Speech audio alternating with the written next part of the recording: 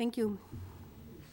Welcome to the Conservation Commission meeting of April 2nd, 2025. The Wareham Conservation Commission will hold a meeting under Chapter 131, Section 40 of the General Laws of the Commonwealth of Massachusetts Wetland Protection Act, the Town of Wareham Wetlands Protection Bylaw, Division 6, and any other applicable laws. All hearings of the Wareham Conservation Commission are held simultaneously under the authorities of the Massachusetts Wetland Protection Act and the Town of Wareham Wetlands Protection Bylaw, Division 6. Although a single decision of the Commission is issued, it represents a separate decision under each authority. All matters may involve a discussion and possible vote. I'm going to do a roll call, please. I'm going to start over there. Jessica. Jessica Parr. Scott Sobey. Paula Jean O'Neill. Autumn Wood. Sandy Slavin. Michael Mercier. Kwame Barty. Joseph Still. Christine Santos. And Joshua Faraday. And I declare quorum, and we have a hearing.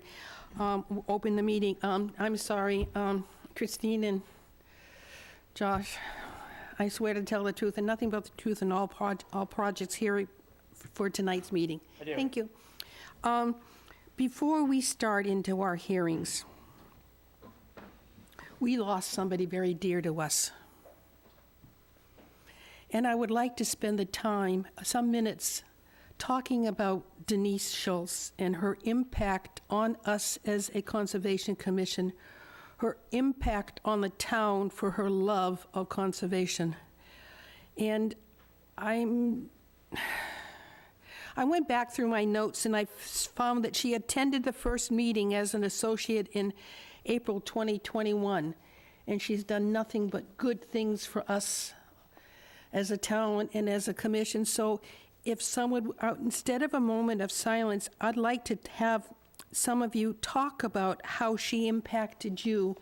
And I've asked her husband, Carl, to be here tonight so we can speak directly to him as the impact she had on us.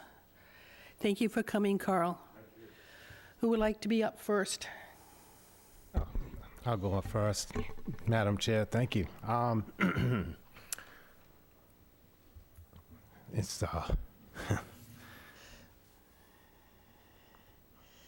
she was a friend, very knowledgeable. I actually look forward to our meetings and also our site visits. She came to pick me up over at the Wareham Town Hall with a black coffee all the time. And we did our site visits, normally which only take about an hour, but it ended up being like half of the day. I'm very heartbroken. We lost a very good person. Thank you. Anybody else? I would add to the long car rides Denise, myself, and Kwame here would go on with Denise. We'd always get lost just driving around. And 30 minutes, I think you're being a little, hour. I mean, more like 2. But it was great because, Denise would just make everyone laugh. I remember the first time I met Denise. Apparently she was with Concom before I even had an associate seat, and she kind of took me under her wing in a sense and showed me a lot of the things that I guess I was never looking at. And just, I admired her ability to just say no to things and be so right about nature. She had so much energy and what she did for the town, and it is truly sad that she is gone. And I told her one of the last conversations I had with her that she was a fighter, and there was nobody I could think of in town government that fought just as hard as her. So Thank you. I would like to... Denise had a way of looking at a hearing, a site. She would come so well prepared, she would need half a table for all her paperwork. I've never had anybody as well prepared for a hearing as she did. She knew our bylaws, much better than I did. And she would come prepared with a statement, with a specific bylaw that dealt with the hearing we had. I'm going to say that her due diligence allowed us to deny at least 4 to 5 piers. And those piers were contested by the homeowner. And we won every single court case and denied those piers. So we do not have a place. We now have a particular place and does not have a pier coming out and interfering with her favorite topic being eelgrass. Oh God, she loved her eelgrass. But we left the land available, the shoreline available for everybody in town, not just the homeowner that insisted that they were due a dock because they owned land next to the water. But so prepared, she knew the bylaws, and it showed in every one of our meetings. Carl, thank you for sharing her with us for so long. Anybody else? Yeah, Madam Chair, if you don't mind, a few years ago, Denise and I were tasked with looking over the fees in the town and actually maybe changing them. So we spent a couple of months one summer going over what the Concom's fees were and having to go over and possibly changing them. So every maybe once, twice a week, we would meet, and it just amazed me on how she knew this was the fees for this town's, this was the fees for that town, this was the fees for this town, and so on and so forth, and she had those right down to the spot. So basically, she said, well, maybe that if this is the fee for this town, then maybe Wareham's could be this one, and so on and so forth. So it just amazed me and how like she just basically knew. And so it wasn't just this town, but basically meaning Wareham, but Marion or Rochester, and on and on and on. So basically, she was so dedicated to this topic. It was just. And beyond that, she was a very loving, heartwarming person, and Carl, so were you that summer, and I certainly appreciate it. So definitely, you did lose a heartwarming person, and just like Madam Chair said, we definitely thank you for all these years that she helped us. Anybody else? Yes, please. Well, before I met Denise, we have a mutual dear friend who I spend a lot of time with, and we walk around the beach in the woods, and she would always be saying to me, would have a question about, oh, look at that, they're building that house over there by the water, or what's going on. She'd say, Denise will know, or what kind of tree is this? Oh, you have to ask Denise. So I heard Denise, and then I came here. And Denise was so generous to me, sharing her knowledge, her passion. She really did mentor me, and I was so impressed when I saw her carrying around the files. I thought, this is like a full-time job. I can't believe I put my hand up for this. I'm so, struggling to keep up with the learning curve, and she was just amazing. And the one other thing I wanted to say is, I'm not big on moments of silence, but I think that we should think about setting aside hours and hours of non-silent activism to fight for the land and the water and the creatures, not just in Wareham, but all around us. Thank you. All right. Thank you. All right, next topic. I don't know if any of you saw the article in Wareham Week on beach clearing. Mm-hmm. It said, the Massachusetts Division of Marine Fisheries said, restrict the clearing of the Wareham beaches from May 1st to June 30 to protect the horseshoe crab spawning habitats.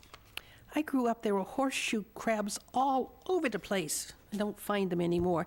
So they sent out a Marine Division Marine Fishery notice of March 26th regarding this.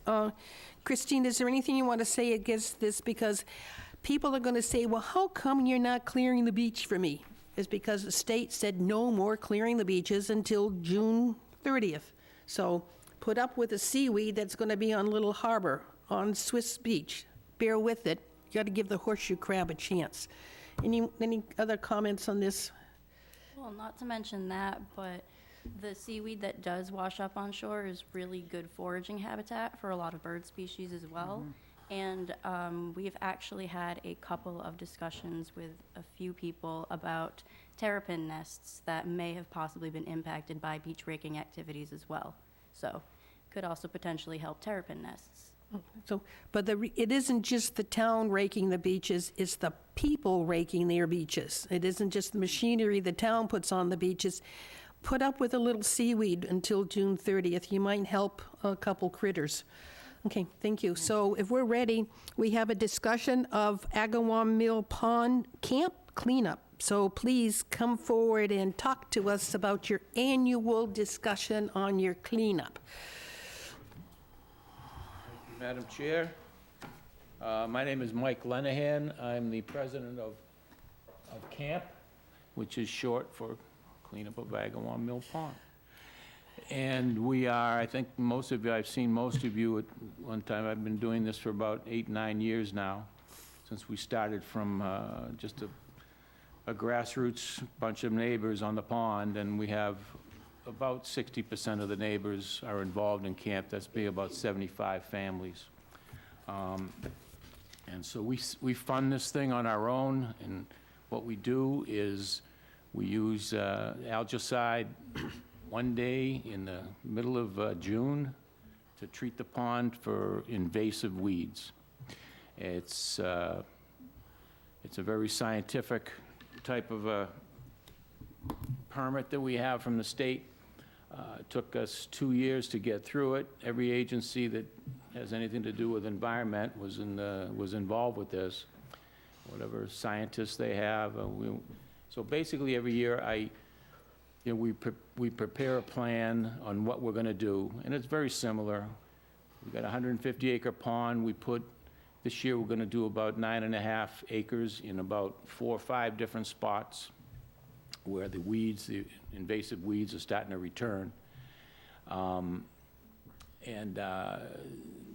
So we hire an expert to prepare the plan and an expert company to do the work with all the licenses. We submit everything to Division of Marine Fisheries.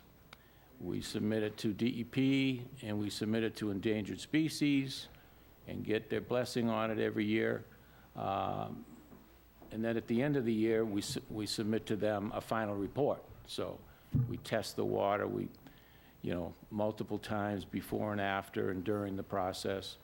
But it's been a very, very successful routine that we have. And it's turned that pond around. It's healthy, it's clean, it's a place to kayak, and it's a place right now where thousands and thousands of herring are starting to swim up. So if you want to see something cool, you go down the end of this week and see them down by the Elks Club. I just went down there tonight, and it was like 8 or 10 ospreys. Oh, And they're waiting. They know where the herring are. So, but that's just part of the, that was obviously Marine Fisheries' most important, thing is about fish and the health of the baby, because when they come upstream, they breed in whatever pond, they spawn in whatever pond that they were born in. So, and I want to report that last year was another successful season in June. And I'm back again to explain what we're going to do this year, sort of like the Ospreys coming back. I'm coming back, right? But it's been very good, and if anybody had any questions, I'd be happy to answer them. Okay, I will ask. Joe? Thank you. And Madam Chair, if I can, read into a letter from a Mr. Smith regarding this. Please. As from the words of Mr. Smith, as a professional bass fisherman, I've had the experiences of bass fishing tournaments in 35 states. I traveled from West Coast to East Coast and finished in the North and South. I've experienced some things and how aquatic vegetation is to the body of water, and removing it can negative impact on the ecosystem. I can say with certainty that no one spends more time looking at a body of water than a fisherman. We study every aspect of water and get to know it inside and out. He then goes on to say, I would like to speak specifically about what I've seen at Agawam Mill Pond over the last 7 to 8 years and the rapid decline in the ecosystem that has happened since camp has started the chemical treatments of the pond. Since they started the treatments, there has been a decline in fishing, the number of fish, and certainly the size has dropped as well. The number of swans and other waterfowl has dropped. The family of otters that live there has disappeared, or at least have not been seen in 4 years. And it's all a chain reaction caused by the treatments. The aquatic vegetation is very important part of our equation, and having a healthy ecosystem. The loss of that aquatic vegetation means a loss of habitat for so many creatures, as well as food sources for others. Thank you. Well, I'm pretty sure Mr. Smith is in the minority when it comes to environmental experts. You know, the product that we use is approved everywhere in the entire country, all 50 states. It's been gone through EPA, 5 years worth of EPA testing and so forth. There is absolutely no way it's impacting the fish. You can talk to marine fisheries that knows. I'm pretty sure they know more about fish than Mr. Smith. But like I say, you know, the people who do this work for us, they do 300 ponds in Massachusetts alone, and they do entire. You know, the product is used throughout New England and throughout the country. So, and if there was any type of negative effects on anything, the applicator, the licensed applicator, which is Solitude Lake Management, which is the largest company in the country, they're obligated to report it to EPA. Okay, so they, you know, part of the thing we do every single year is we go out and we not only test the water for dissolved oxygen, pH, temperatures, depths. We scan the entire pond for any kind of, you know, if there's any kind of fish floating in the water or anything like that. There's never been any.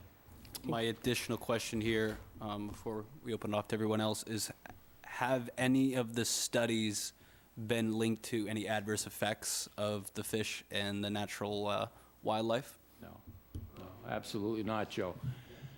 Because if it was, it would be gone. No, it would be getting something else.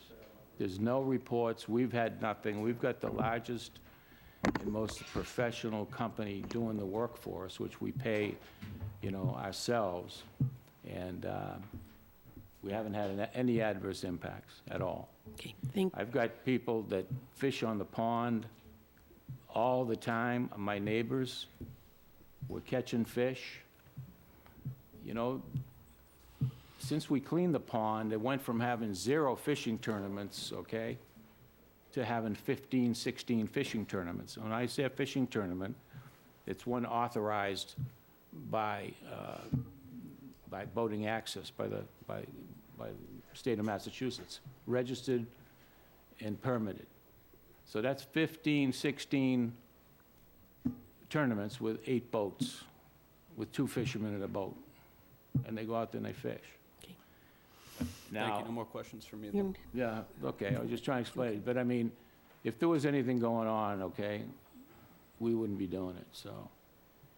Thank you. The product is an excellent product. Kwame, No questions, thank you. Michael, No questions, Madam Chair, thank you. Autumn, No questions, thank you. Paula Jean.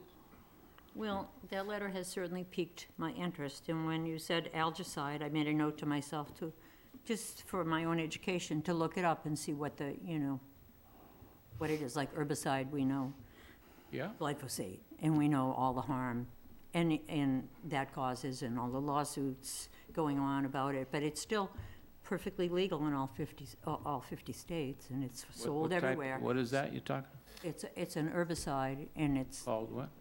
glyphosate, like Roundup.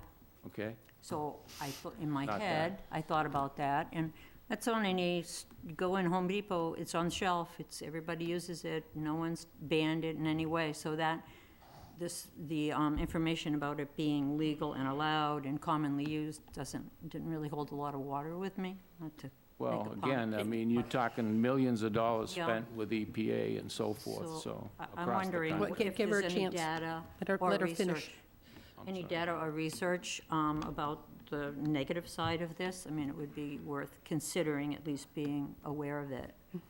What was the motivation to begin this? I'm just curious. Was it Well, to the- make it better for swimming, or? No, the habitat was pretty much close to eutrophication. Do you know what that is? The pond was ready to Slime pond. die. Okay, Okay, so as far as harm to the ecosystem, we improved it. We saved it from being, this thing was wall-to-wall weeds, right? 9 years ago. I'm not talking a few weeds, I'm talking wall-to-wall, 150 acres of weeds up at the surface. So you can't have fish there, the oxygen level is in danger, all right? And the temperature, right, with all the weeds in there, right, Sure. raises the temperature of the water, which can cause a cyanobacteria effect. The pond was basically turning into a swamp.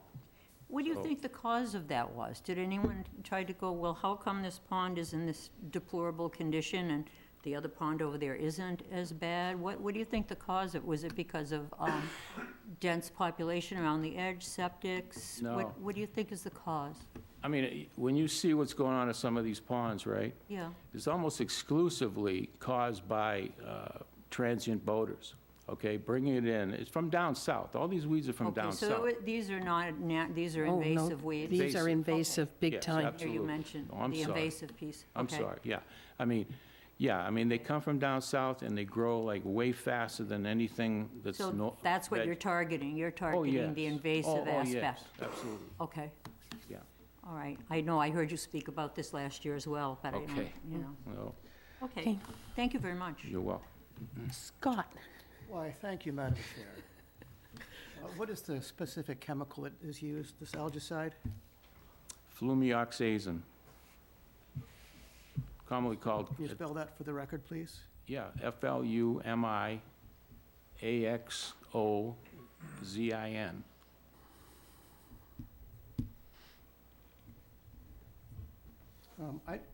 Thank you for that. Yep, no problem. I mean, it's in the report that I gave to Christine. She's got a Yeah. copy of everything, yeah? Yeah, so the other one is called Procelicor.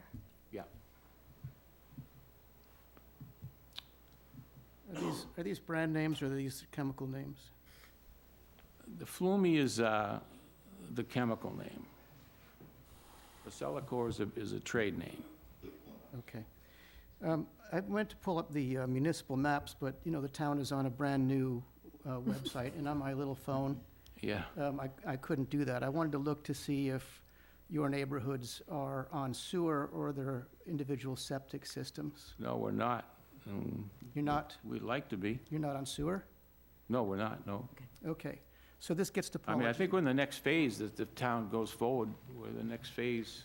Right, this goes to Paula Jean's question, because you don't get a eutrophic pond unless you've got the fertilizer there. So nitrogen and phosphorus in a freshwater pond are really important. And I don't want to lecture you on the microbiology here, but All right. that is your foundational problem. That's what Paula Jean was trying to get at. So my suggestion is that this is going to be a short-term thing, this algicide treatment thing. There is no way to add toxins like that to an environment without having some kind of side effects. I'll tell you that right now. So my suggestion is that you and your association maybe should start planning on maybe petitioning the town for addition to the septic system. Then you won't have to come back before us, to ask for permission to use these algicides. Yeah, I mean, I agree, you know, bad septic systems will add to the nitrogen in there, and it'll help it grow a lot faster, too. But they didn't put the weeds there. The weeds came from somewhere else, and they grow faster with it. But, yeah, we would definitely like to have the sewers. Are the weeds you're talking about, is that like duckweed? What are the weeds exactly? Fanwort, Yeah, so the, Eurasian milfoil. Okay, are they algae? Or are they not algae? No, they're very much plants. Well, algae are also plants. Yeah, okay. So if you're using an algicide, you're expecting those to work on those plants as well? Yes. Because they have broad host range effects? Yeah, what? Broad host range effects? So an algicide should be targeted at algae. Well, isn't it, yeah, I mean, every product is directed, many of the products are directed at specific weeds and specific, pattern, growth patterns and the roots and whatever, but, so I'm not sure. So if you're using an algicide, you're targeting the algae? No, I think algicide is just a broader name for the products, right? No, it's not. An algicide targets algae. Okay, I could be wrong on that then. So- All I know is that's the product that's used throughout the country, and we've been using it with great success, and So, Madam Chair, can you clarify, are we looking for a motion tonight to No. approve this? This is an annual update from this organization. When we were given them permission several years ago, they were to come before us once a year and give us an update as to what is happening. Is There's there- no voting or approval tonight. So there's a courtesy report? Yes. When is the termination for the approval? I don't think we had one, did we? I think, 2 more years? yeah, it's 2 more years. When I first got here, you guys had granted them an extension. Okay, so 2 more years, but this is just to update what's happening. I haven't seen the report. Christine, have you sent that to us, or have that been posted?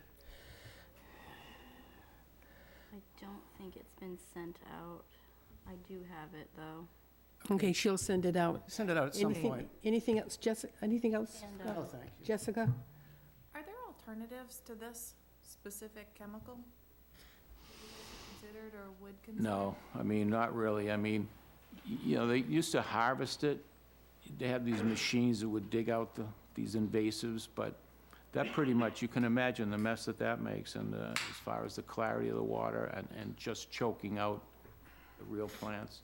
I mean, these things are very, very scientific. This isn't throwing a bottle of Roundup out there, no offense, okay? I mean, it's like the chemicals are used everywhere in the country to combat this problem, I'm just And wondering because. With we haven't had any cyanobacteria effects, whereas down the Cape, almost all the ponds, they're all, 3/4 of the ponds have got these type of invasive weeds, and they're getting worse. And those ponds are getting cyanobacteria, which basically closes the pond. So this is a great resource. This is a public pond, right, that everyone uses. I mean, you got kayaks out there by the hundreds, okay, on the weekends. Boaters come. It's a public boat ramp. I mean, it's turned into a very nice place from basically being inaccessible by, let's say, July 4th. By the time the weeds hit the surface, you couldn't even go in the boat. You have to stop, go back, blow the weeds off your prop. I appreciate that it's impactful and certainly that it's had an effect to improve the ability to enjoy the pond, but I don't think we should kid ourselves that it's not a toxic chemical, right? That it does, the EPA's review of it does say that it does present a hazard to non-toxic plants and aquatic invertebrates. So it's not that there is no other effect on other plants besides these invasive weeds. I guess I mean, everything is weighed, right? Sorry? I say you gotta weigh every part of it. I can appreciate that, yeah. I don't know that much about that. Okay. Possible to require maybe. Wait, Sorry. Would it be completely possible to maybe get some further study on some of these effects that it potentially could be having? Or is that out of the normal for this, even if they're coming back in 2 years? well, we can ask for it, but they've been granted this process for another 2 years. I mean, I was going to ask Christine or Josh, do you want to comment on this particular continuation of this approval? I mean, I'm going to say, when they first came before us, you could not put an oar in the water without coming up with a whole pile of weeds. They could not use that pond. That pond was dying. There was no oxygen left for the native plants. There was no oxygen left for the amphibians or the fish. And this has done an unbelievable job. Yes, there is, who knows? But the alternative would be a particular pond that would no longer exist as a pond. And to me, that would be very smelly or useless, but I'm listening to this. Maybe we ask your people who abut the pond, please, no more fertilizer on your lawn. That all flows into the water. And if you got a cesspool, seriously think about doing a Title V, because I have no idea when sewer will come your way, but the biggest thing you can do is watch your nitrogen on your lawn, because that flows into the water. And it's my understanding that the state has on its plan a new fish ladder at that site at Elks. Right. So there's something being planned for that area. Now, your treatment does not include the land between Elks and 25, correct? You're on the other side of Route 25? 25, yeah. No, we don't, that's all part of the same pond. Yeah, but you don't physically treat down to the fish ladder? No. Okay, all right, thank you. I think you've Josh. seen- excuse me, Madam Chair, thank you.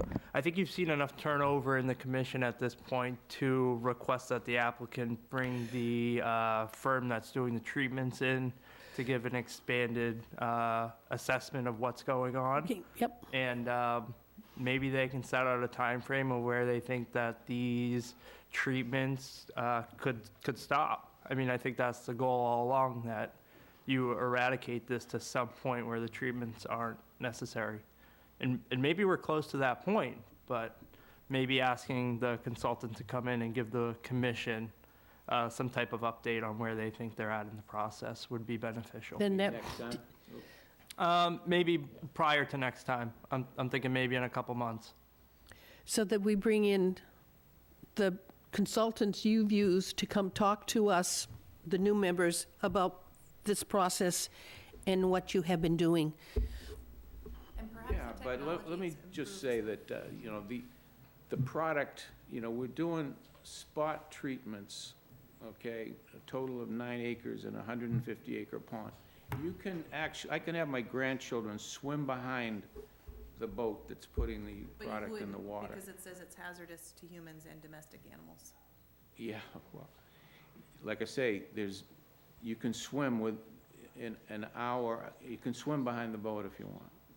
We tell people not to go in the pond, or, you know, stay away from with boats, just so it doesn't, you know, you don't move it all around with the boat, with your boats traveling through with the props. Okay. I mean, this is a product, like I say, I mean, the state of Massachusetts is the hardest state to get a product approved, okay? Well, I mean- And it has gone through, and there's hundreds of ponds. so, I Being mean, saved. Josh is right. We probably need a refresher course for some of us and a new treatment, a new course for some who've never had, you've been in front of before.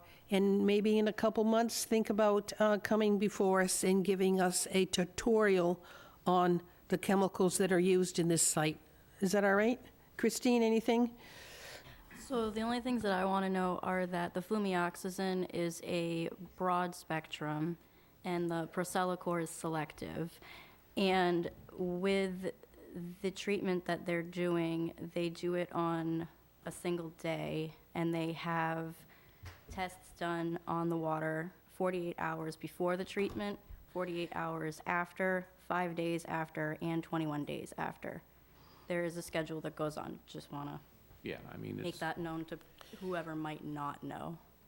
Josh? If you care to take public comment, there are a few people online that would like to speak. It is not a public hearing. It is not a but- public hearing. This was just an update from the, from camp. Okay. Thank you. thank you, appreciate it. We look forward to Yep. an clean water. education. That's Yes. what we're all about, clean water. Yes, clean water. And I used to pay dearly for those oxygenators that when I had my water gardens, yes. Thank you. All right, we have now ready to start our hearings, please. Notice of public hearing pursuant to the provisions of the Massachusetts Wetland Protection Act, General Laws, Chapter 131, Section 40, and to the Wareham Wetland Protective Bylaw, Division 6. A public hearing will be held in room 520 of the Wareham Multi-Service Center, 48 Marion Road, Wareham, Massachusetts, on Wednesday, April 2nd, 2025, at 6 p.m. On the request for determination of applicability for Salvatore Santalucido, 8 Grace Lane, Wareham, Massachusetts, 02571. The project consists of construction of a 25-foot by 36-foot detached garage with paved driveway. Map 53, Lot 71, 18 Wilson Street, Wareham, Massachusetts. I motion to open the hearing. I need a second. Second. I have a motion and a second. All in favor? Aye. Opposed, abstained? 7.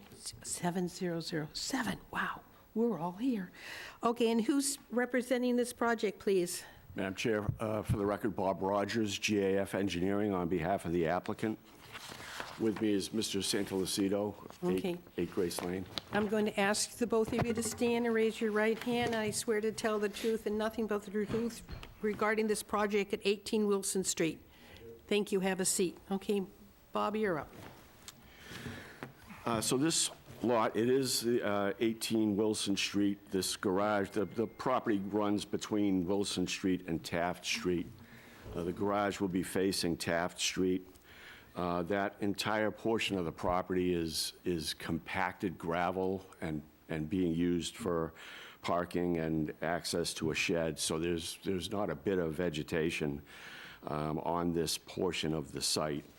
The garage is 25 foot by 36 feet, which is 900 square feet. The only resource area is land subject to coastal storm flowage. The grades on the lot go from 10 to 11. It's flood zone 15 in this area. We're proposing a roof infiltration system between the house and the new garage. So that'll take up the 900 square feet, which is 10% of the lot. There's really no need for erosion controls. It's, as we say, I've got a few pictures if anyone didn't have a chance to go out and look at it, but it's extremely compacted gravel right now.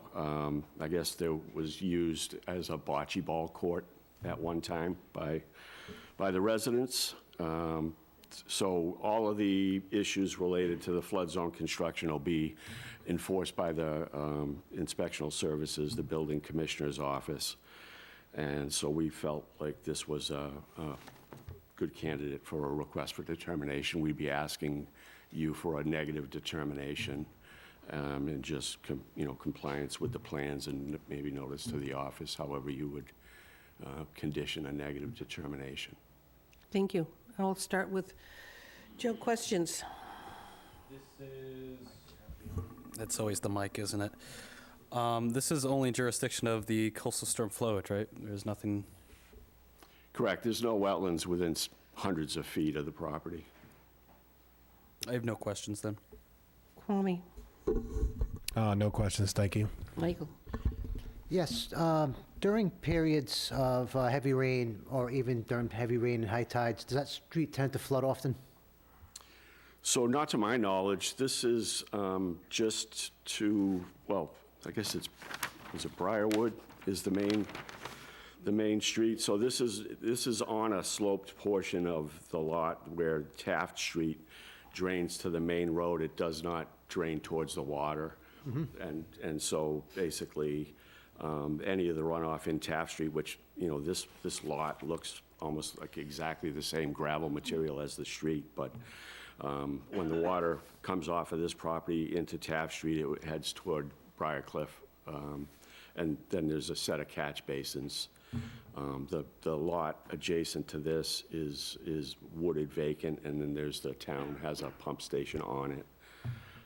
So basically, what little bit of material needs to come out to do the slab and the frost wall, the footing just gets trucked off. The grades stay the same, and then the roof infiltration provides a benefit that isn't there at this point.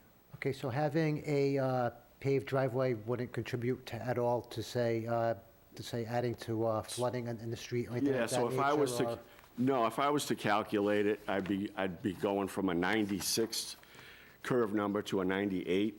I mean, I can just show you these pictures. It's, with the 900 square feet and the roof infiltration, to me, it's a little bit of a reduction in runoff to Taft.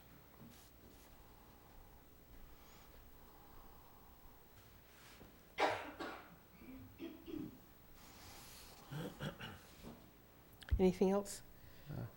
Not this time, Madam Chair, thank you. Autumn, No questions, thank you. Paula Jean, Thank you. Have you given any consideration to installing a pervious driveway instead of impervious? Then you would not have the same volume of water running into Taft's a little rough down there. It looks like I've never been there when it's pouring rain, but it looks like it's lower than all the driveways, and it's pretty tough when you pull in there. There are all the holes, and it's half dead already. A pervious driveway would not So- contribute to the problem at all, and it is 2025. Yep, no, I understand. So Yeah. there's two sides to that coin. Okay. So one is the pervious driveway. When you get a heavy rain, it's going to transmit sediment into Taft Street. Taft Street's, not paved either, but basically you'd have sediment that's leaving the site. I know a lot of commissions that in certain projects, they'll want a paved driveway instead of a gravel driveway to keep the sediment from going into the resource area. It might help We fill the don't- potholes down. Might help with the potholes on the road there. Right, sure. Yes, and that's another reason why we like pavement in certain situations. Having the new garage and for snow removal, for safety, and compared to what's there right now, I don't see a problem with the pavement. I don't see a negative with the pavement, and we sort of make up for that issue with the roof infiltration and putting 900 square feet right into the sandy soils. Yeah, that part's So, good. yep. Thank you. Scott. I didn't think I had a question, but now I do. So how much of a slope is there on this driveway? It's pretty flat, so we got a 10 in front of the garage, and it's a 9, 30 feet away in the street. So it's Yeah, so not very much.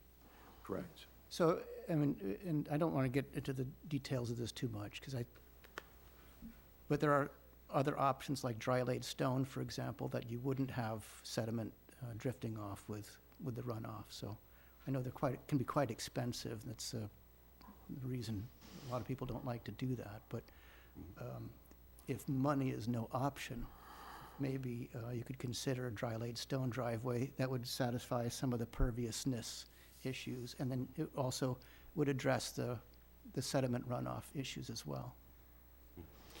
Was that a question? I'm not sure that was a question. I think it was Oh, a yes. statement. Would you consider? Would you consider? So I think we did consider it, and we chose pavement for the limited amount on the property. You'll see on one side of the garage, it's crushed stone over. Good soil is better than that packed gravel right now that's there. And, I really think that we're mitigating any chance of having an increase with the roof infiltration. That's 10% of the lot area. Yeah, I'm just more concerned with the energy in water flowage when it's in large amounts. But I'm not an engineer, so I won't go there. Yeah, nope, thank you. Jessica. Christine, your comments, please.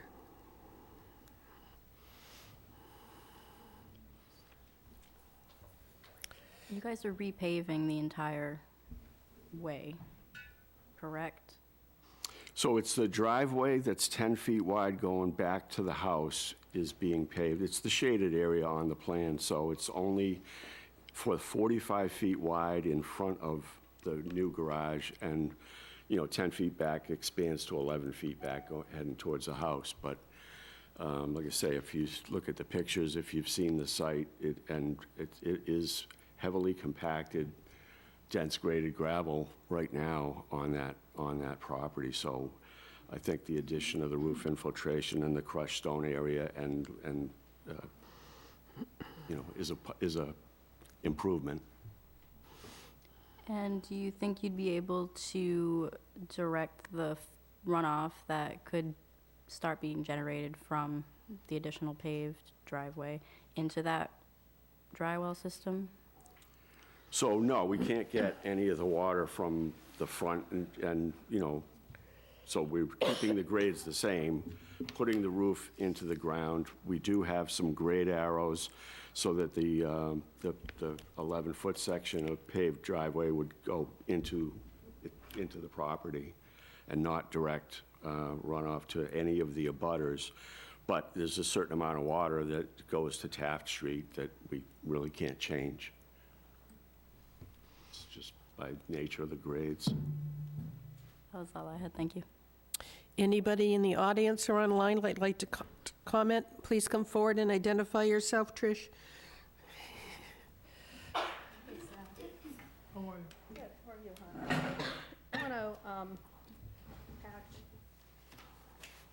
pass out just a little handout, which we have to really yell at my printer because it stopped printing when I said this and stuff. And if we could We'll share. yeah, and I have a couple more. There's more. I didn't realize you guys had, or Please have a seat to the, that we're at full staff. Yeah. Oh, yes, I see. Okay, that is this. And then, is this on? Yeah. Yes, I know that. So I'm Tricia Wirtz. I live at 30 Taft Street, which is directly across from where the garage is going to be, with its opening directly across the street from me. I have I've owned that property since 1997.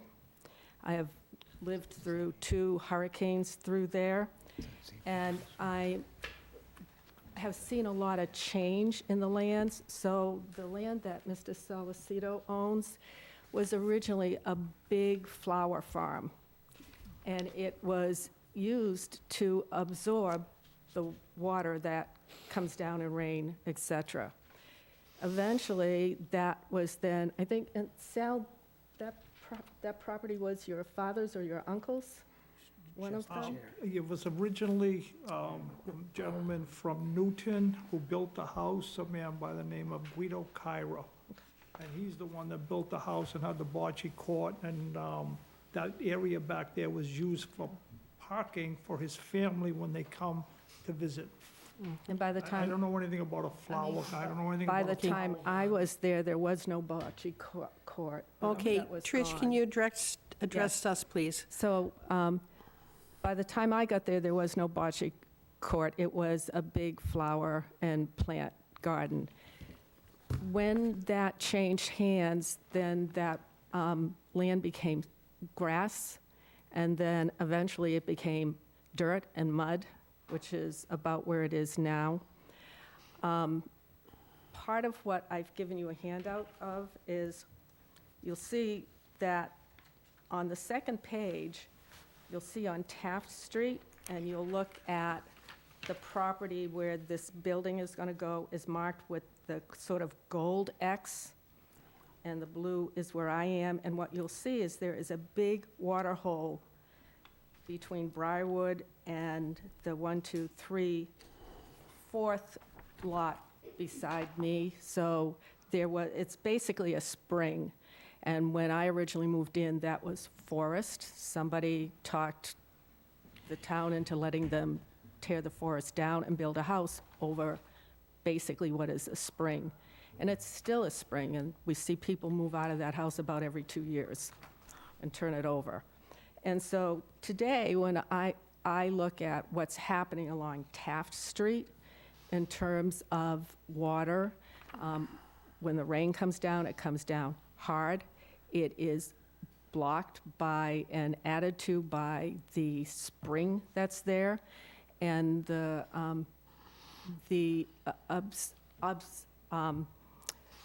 ability to absorb the water has been handled a lot by yards, and particularly that yard on that side. Those pieces of property are sloped down, so they get water coming down that street. And I think of those of you who've gone out there and looked, there's a pool at the bottom of the street. And because the rain's been so much, that whole road has been like that. And it will continue to be like that, and it's so bad that it is even lifting up the blacktop that's on Briarwood Drive. So when we look at the land that Mr. Solicito is making solid cement for a number of it, and hard, solid blacktop down one whole side, plus across the whole, it looks like there's a parking lot, as if it's not a house, it's not a residence, it's something else, directly across from my house. And that means any water that falls there is gonna drown that part of the street in front of me as well as my yard. And so the real question is, why a garage that's 900 square feet that's basically gonna take up the whole yard and turn it into cement? That's outside of conservation. In terms of if cement blocks the ability to absorb the water, I don't know if that's... No, the concern is the size of it. They've talked about, we can't talk about the size of the building so much as you're talking about the water that's going to run off of it, and they've accommodated that off of the building. Well, they've accommodated it off the back, but I don't think we're going to see it off the front. And, Front of what? Well, Taft is Taft, the front okay. of the garage. And, Okay. Yeah. And so that whole part of the street in front of that, I think it's 26 feet or something, 26 feet from that. And that will be solid rain, and anything else that comes off the roof coming off that way is going to hit there, along with the totally black-topped 10 feet along the whole right side of, facing it, the right side of the yard. And that property, that road floods, it's going to flood worse, and it's not going to be able to be driven on sometimes. Where is the water table at this site? How far down is the water table? So we didn't do any test pits, for that type of thing, because it's a garage, there's no basement proposed, it's a slab on grade. The chambers that we have are only 12.5-inch chambers, so, we'll get it, with 1.5 feet of cover. The shallow chambers, the only concern would be to keep the chambers above the seasonal high groundwater elevation, right? And so that's, but we wouldn't typically do a test pit solely for a roof infiltration Would you system. consider some type of drain being established before it runs onto Taft Street to take the runoff from the parking lot and put it into there's a name for those drains? French drain? French drains? French. Yeah, Would so you it's- consider it's- that? So it's not a parking lot, it's a driveway. It's 25 feet by 45 feet of pavement in front of the proposed garage. The issue before us tonight is, does this rise to the level of needing a notice of intent, or is it sufficiently simple to approve it under a request for determination and leave all the heavy lifting to the building commissioner? Again, if I was to do a drainage calculation on this, I would be going from a 96 to a 98. I would be taking credit for the crushed stone. I would be taking 900 square feet out of the equation and putting it into the roof infiltration system, and I'd be showing you that it is a reduction in runoff. But I'm not doing that because I don't have a responsibility to do that for An RDA. this, and a residential a residential project that's basically would be exempt from stormwater management standards. So we're doing we're meeting our responsibility, and you know, Taft Street has a crown on it. The water from this property does not flow across the street. It flows down Taft Street and to Briarcliff Street and to a catch basin. Okay. Excuse me, I would tell you, it also flows into 26 Taft Street, because that gentleman's driveway is just wet all the time. In terms of where the water table is, I have a cellar, I have a sub pump in it. It has pumped water all this winter as well as some of the summer. So the water table isn't very low. Okay, thank you. Josh, Christine, what do you suggest? I mean, should we do anything to help with the water flow onto Taft? Is there something we can do to assist with that control of that water? Well, looking at the plan, it looks like they already have that infiltration system at the back, and it looks like they're trying to direct the water with a downspout that's on the garage so that it falls back and then leans on behind the garage where there's still that crushed stone area. Okay. Is there anybody else who want to comment on this project online or in the audience? I see a hand. Please come on down. Thank you, Trish. Thank you. Oh, hi. Your turn. Hello? Annie Hayes, excuse me, 52 Farmers Lane.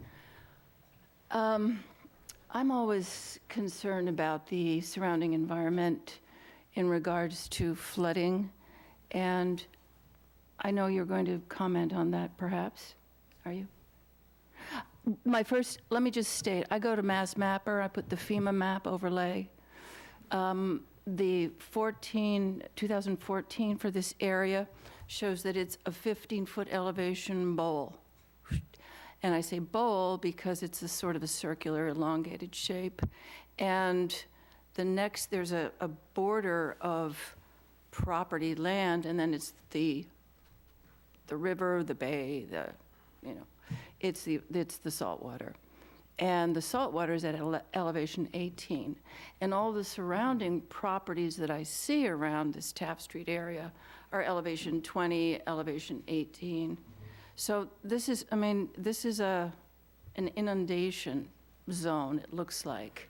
And I'm concerned about, these maps are changing, as you know, all the time, and I don't recall, I think it's 2024 maybe for the 18 elevation. But it's a prone flood zone. It's an AE flood zone. It's a, and I forget my zones, but it's all pale blue in the 100-year storm, and the 100-year storm doesn't really amount to much these days. So I think we're dealing with water and water and water, and I think it really necessitates looking at the big picture, which is really a small picture in this little neighborhood that's right on the shore. And your comment on this project? That there is infiltration of water. You're talking about rainwater. I'm talking about what happens when there's a flooding of seawater. We are going to have more and more storms. And the impact it would have on this driveway? Well, I'm talking about I guess it's a simple conversation at this point of pervious, impervious, and how it affects all of the land around, what's left of it, because there's not that much natural land around. Okay. Thank you. Here's a question. I know it is hard packed. It is gravel. It's been driven on and parked on for years and years and years. And so even putting stone on it would not help because it will not percolate into the ground because the ground's so hard because of how it's been used. You would have to remove that layer. You would have to remove all the soil and start from scratch, putting a layer of pervious material, at least 6 to 8 inches of soil removal in order to make it a pervious driveway, correct? Because I can't just put stone on top of what Yes. I got there, because it won't work. Right, and so there's flooding from rainfall events, and there's flooding from coastal storm events, and we are in Yes, a coastal storm zone, which is one of the places that you can get a waiver from increases in runoff, because it's land subject to coastal storm flowage, and you're not going to make the ocean rise with an extra half inch of runoff, which we don't have in this case. I think we've beat the drainage Yep. issue to death, really, and for the investment that this gentleman is making, I mean, I would say now is the time to pave it when the garage gets constructed. Anything, Christine or Josh? I'm hearing a lot of concern about the dense grade, crushed stone, all that. What about a conversation of making the, I'll call it, left side of the garage, if you're looking from Taft Street, into like some type of grass paver? You'd still be able to utilize it with vehicles, but it would, I think one of the main issues is the green, you know. Yeah, so if we were standing on Taft Street, looking at the left side of the garage, so that is where we're saying we would like a 3-inch layer of crushed stone, because Right. then, you know, some things could be stored on the outside of the garage. Yeah. There's no lawn whatsoever right now, and Right. there is a need for parking between the garage and the home. There's not enough parking just on the Wilson Right. Street side, So what about the idea of grass pavers? Still park on them, but, you know, they add a little bit of infiltration. It's not part of our proposal at this time. No? You know, I'd hate to think that we would be forced to file a notice of intent just because people have different opinions as to what he should create on his property. Okay. Anything else? John, anybody online? Nobody else in the audience? I motion to close the hearing. I have a motion to close the hearing. Second. I have a second. All in favor? Aye. Opposed, abstained? 700, the hearing is closed. Christine, your recommendation? -3, -6. So moved. I have that motion. Second. I have a second. All in favor? Aye. Aye. Opposed? Abstained? 700, you have your plan. Don't start anything until you get your paperwork from Conservation. Yes, thank you. Thank you. All right. Next, please. Thank you. Thank you. On the request for determination of applicability for Stephen Webby, 20 North Park Ave, Plymouth, Massachusetts, 02360. Construction of a detached accessory dwelling unit, ADU, map 56, lot 1001.a, 13 Swifts Beach Road, Wareham, Massachusetts. I motion to open the hearing. I have a motion. I have a second. All in favor? Aye. Opposed, abstained, 7. Anybody here or online representing this project? No one, John?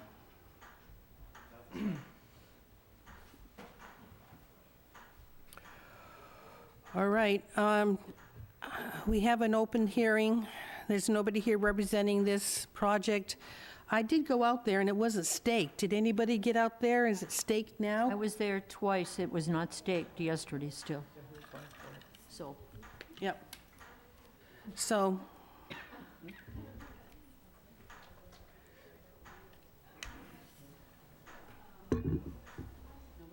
then I'll take a motion to continue. If you could please get a hold of this Stephen Webby and have him stake where he plans to put his ADU.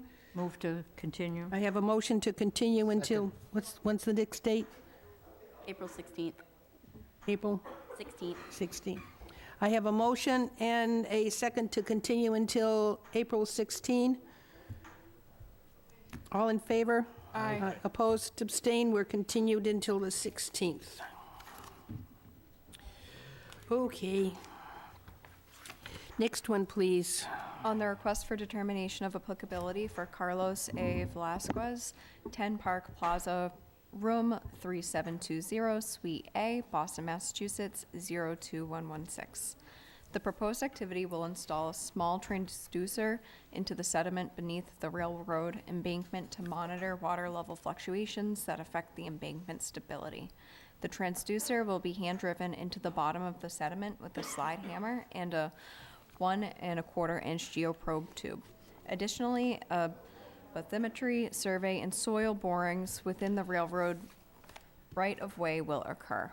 Map 43, Lot 43, 1082A, 0 Minot Ave, Wareham, Massachusetts. Is there anybody here or online representing this project?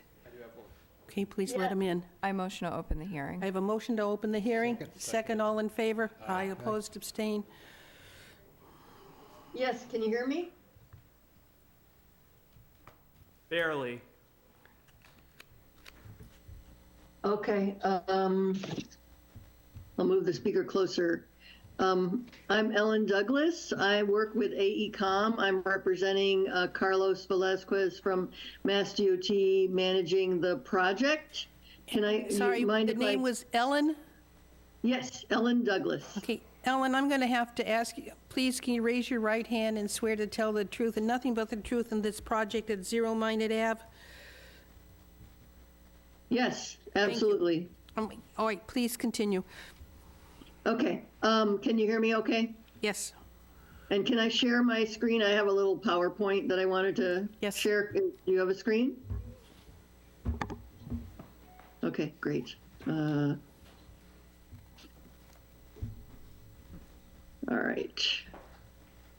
Okay, so this project is a resilience research project managed by Mass DOT, funded by US DOT. The purpose of the project was because in 2020 there was a railroad embankment failure that occurred along the line that was adjacent to a cranberry bog pond. And it was also during a time of a pretty deep drought that we had here in New England. So the hypothesis was that this embankment failure occurred a combination of changes in water level, quick drop down in water levels, and also changes in soil moisture due to what we're now calling a flash drought. So this grant that's called a SMART grant, and the SMART stands for, it's an acronym and I can't remember what it stands for, but the research is being conducted along the Mass Coastal Rail. We've selected 3 sites. One of them is as we've shown, along the Wareham River, which is what we're talking about now. We're going to do a soil boring in the railroad embankment itself, which is within Mass DOT's jurisdiction. And we're going to put a transducer beneath the railroad to measure water level fluctuations beneath the railroad embankment and adjacent to the railroad embankment. We're going to do a bathymetry survey just to further get the geometry of the embankment as it goes down beneath the water level, and then hand drive a small transducer to measure water level in the river and compare that with water level fluctuations beneath the railroad embankment. This is a picture of the transducer. It's only about 4 inches long and 1 inch in diameter, and it will be connected remotely to a data collector, a data logger.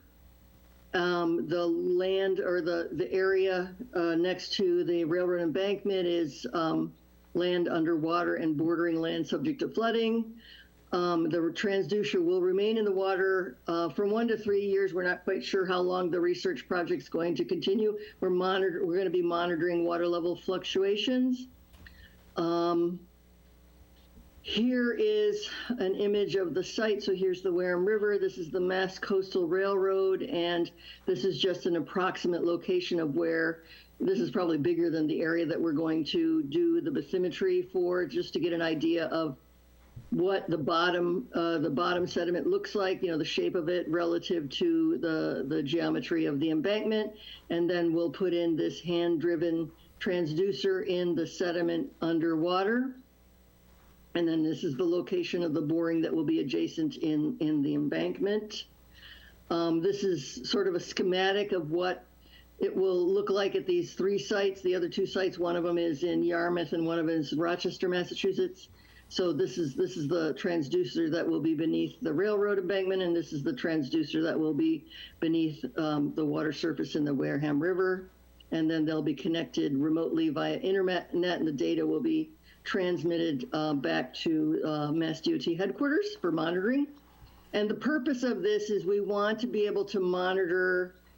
We're going to be doing some geotechnical studies in the embankment to understand the geotechnical characteristics of the embankment, and also measuring soil moisture and bank stability, and then monitor the conditions in the groundwater and the pond and the soil moisture within the embankment to try to understand or try to be able to monitor conditions to see when conditions might be ripe for an embankment failure in the future. So as you can imagine, the embankment failure that occurred down in Sandwich was a big surprise and didn't end up in any kind of problem because someone noticed it and called the dispatch and they stopped the train.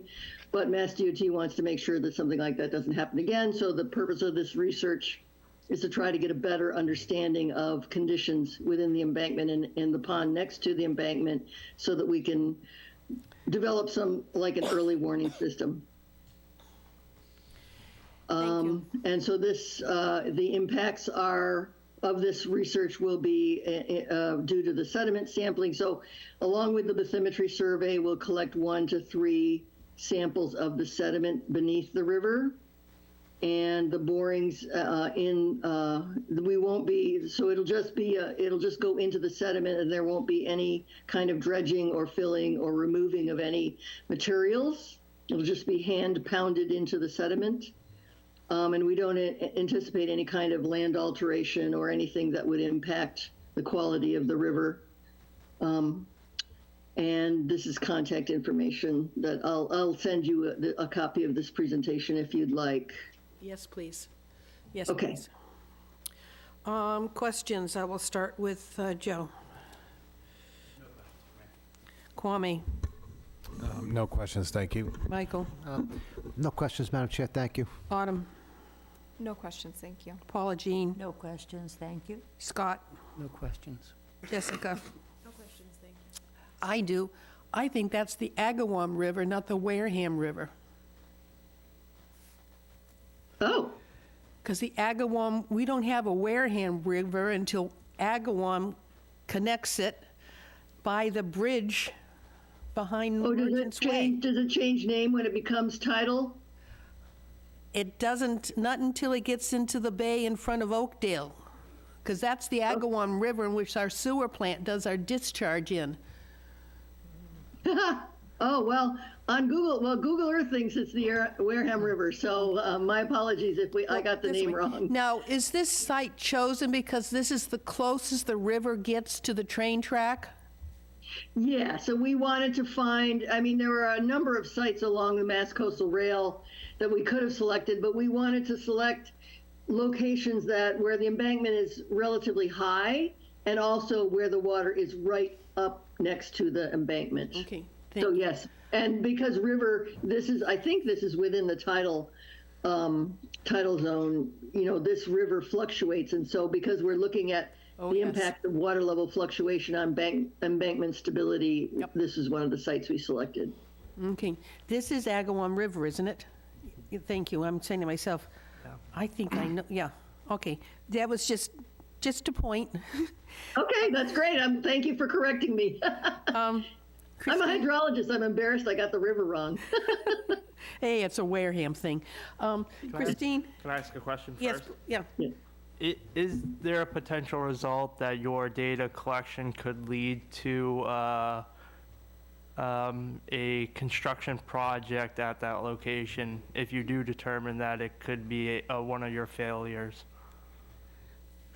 We don't anticipate that. No, I don't. I think the probability of that would be extremely low. Thank you. Christine, comment? I have no comments. Okay, anybody online or in the audience would like to comment on this project? Yes, please, come forward and identify yourself.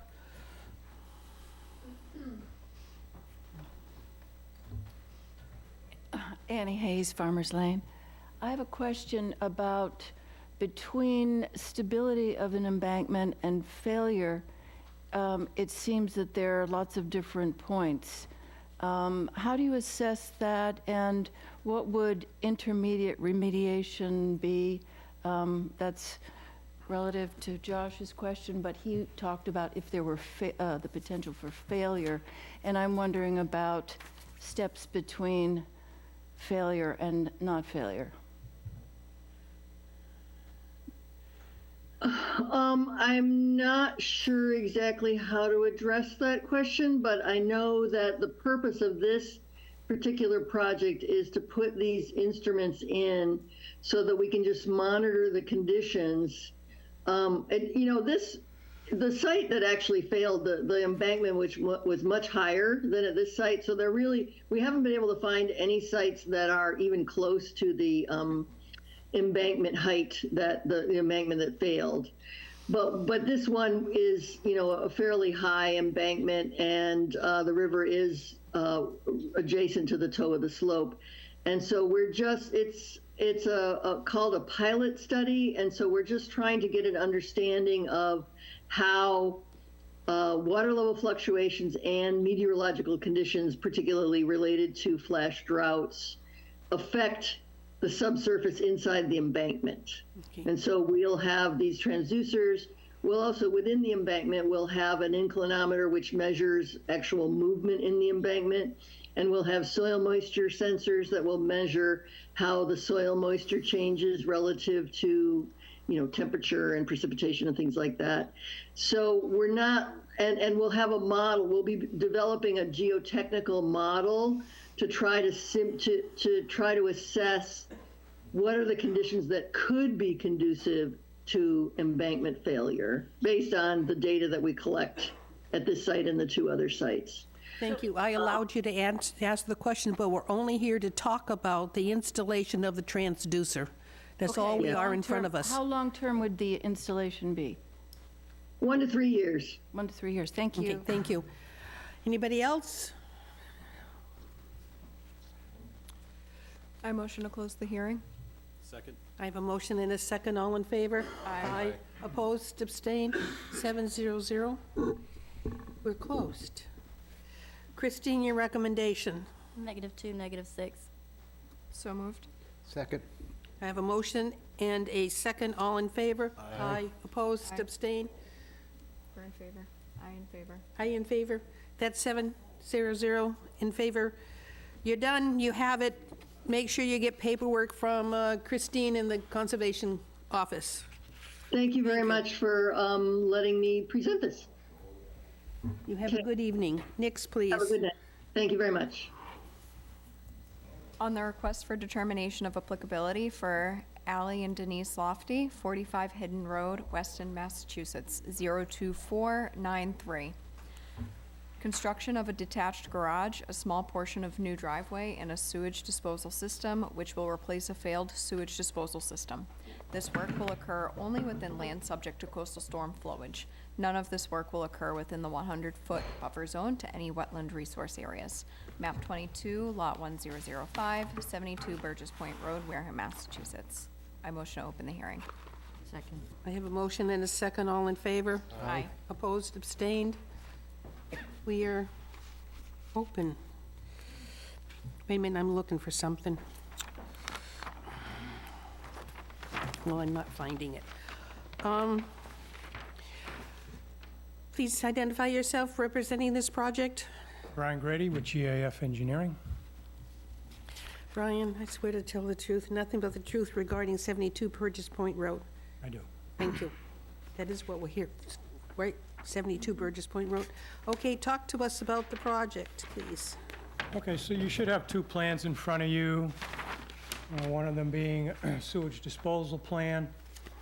That plan shows a replacement system for the existing 8-bedroom home. It shows a proposed detached garage, and it shows there's an existing shed on the easterly side of the property that will be relocated and become a pool cabana, which will have a bathroom in there. So we're providing a septic tank for that, which will connect to the system serving the home. All that work is outside buffer zone, and it's only flood zone land subject to coastal storm flowage work. The other plan you have before you is the landscape plan prepared by Hawk Design, showing a pool patio and an in-ground pool. The majority of that work is also outside the buffer zone. It's all land subject to coastal storm flowage. There's maybe 400 square feet or so of the patio that's within the buffer zone, and the work is approximately 80 feet to the resource area. I don't know how many of you were able to make it to the site. It's a very large lot. The area where the work is occurring for this patio and pool is a lawn area. It's very flat. It's existing lawn area. It's very flat. So the work will be quite easily accomplished. The paved driveway is right there for access for construction vehicles, for removal and delivery of materials and utilities. So we have filed this all as an RDA because of its minimal impact. And if I could respond to any questions. Okay. Joe? No questions for me. Kwame? So you said the shed is going to be moved for a beach house. So that's the one that's way in the backside of the property, right? As you're driving in the driveway, there's a shed off to the right, up against the property line. That'll be relocated, become a pool cabana, not a beach I'm house. sorry, Yeah, the pool yep, cabana, yeah, Yep. with utilities. correct. Right. Okay, that's the only question I had. Thank you. Michael? No questions, Madam Chair, thank you. Autumn? No questions, thank you. Paula Jean? I just have one small question. Are there any trees being removed other than the white pine that's inside the footprint of the cabana? Just that one tree. No one's touching that beech tree. It's a beautiful tree. Okay, Mhm. thank you. Scott? No questions, thank you. Jessica? No questions. This is a big piece of construction, a pool and a tremendous amount of hardscape around it. Was there anything regarding catching the water coming off of the patio around the pool or off of the pool cabana? No, it's a very large lot, and you'll see the lawn area. We've done test pits, very sandy soil, very well drained, very flat topography. So any runoff is going to come off the pool and infiltrate into the ground. I'm having a tough time finding on the plan for the septic system where the garage is going. It's on the left side of the plan. If you see the circle, Widow's Cove Lane, Yep. the adjacent cul-de-sac, it's Oh. just to the right of that. So it's up against the cottage that's there? It's near the cottage, yes. We placed it there, that's where the existing drive is, so we'll only have to put in a little bit of additional pavement to access the garage. That's a lot. This is a big piece of land being disturbed. Christine, any comments, please? Do you happen to know just how big that area is going to be? The patio, I would say, approximately,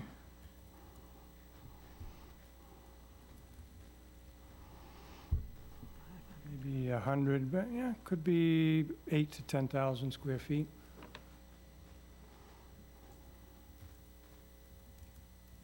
But it's it's over a 2.5 acre lot. And again, if you've been to the site, it's very flat topography. It's an existing lawn area. So the runoff off of the patio, there'll probably be somewhat of a crown the pool being the highest, and there'll be a gentle slope for the patio area in several directions. So any of that runoff's not going to go towards one direction. It'll be crowned and go in, well, it'll go in the three directions.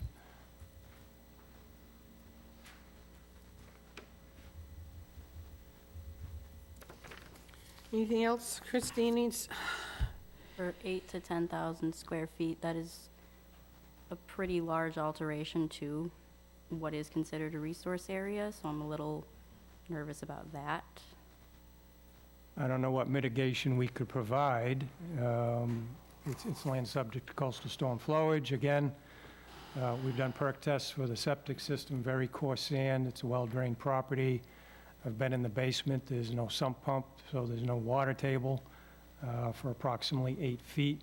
So any of that runoff coming off the patio is just going to infiltrate into the sandy lawn soil. So if this is an RDA, we really can't put restrictions on it or conditions on it, can we? I would say minor conditions. It's not something like you would condition a large project for, but there are some small conditions you could put on it. And, you know, depending on what they are, I'm sure the applicant may be willing to accept them as well. As opposed to making, asking that this become a notice? Yeah.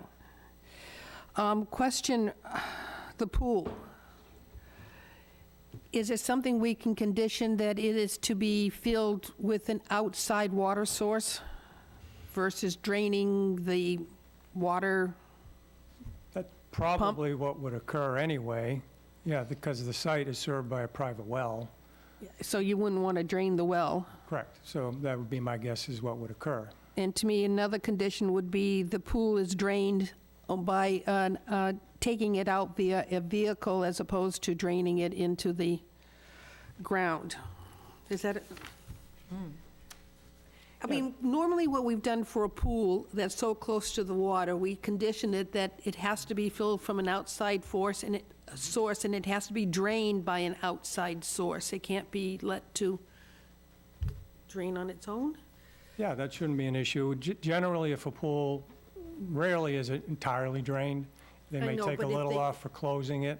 So that shouldn't be an issue, no. That the water is not to be released onto the soil, into the ground. Anything else? Christine, anything, Josh, anything? I just have one other question. So approximately how many feet, I missed this on the driveway, how many feet are being paved and what, with what? How many square feet? Well, it's an existing paved driveway, so the addition would be approximately 20 feet in depth and 32 feet, so. So total of, 640 square feet. yeah, okay. And then the little patio, the 500 square foot patio, what is that, what is the ground covering for that? The pool patio? There's one, I saw in there one place where it said 500 square feet, and I thought it was a patio. Oh, that's the portion of the patio that's within the buffer zone. Okay.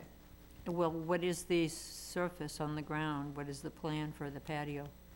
Patio's going to be pavers or set in mortar, So impervious. yes. Any consideration given to having those be a different type of material which is pervious? If it were a smaller lot with tighter conditions, yeah. You know, but we're over 2.5 acres. Again, you've seen the site. It's Yeah, very flat, I've seen it. very sandy soils, very well drained, so we don't see the rationale for that. Thank you. Yeah, and because the garage is outside of our 100-foot buffer, we can't ask you to put in drains. The whole lot is in land subject to coastal storm flowage, so it is So in we the could jurisdiction. very well ask if there could be some type of dry wells put around the garage. Would that be possible? We could add that, sure. Okay. Could I ask a question? I'm sorry. Ed? From an engineering point of view, is there a big difference between a dry well and running a downspout into sandy, well-drained soil? You didn't expect a quiz tonight, did you? I didn't.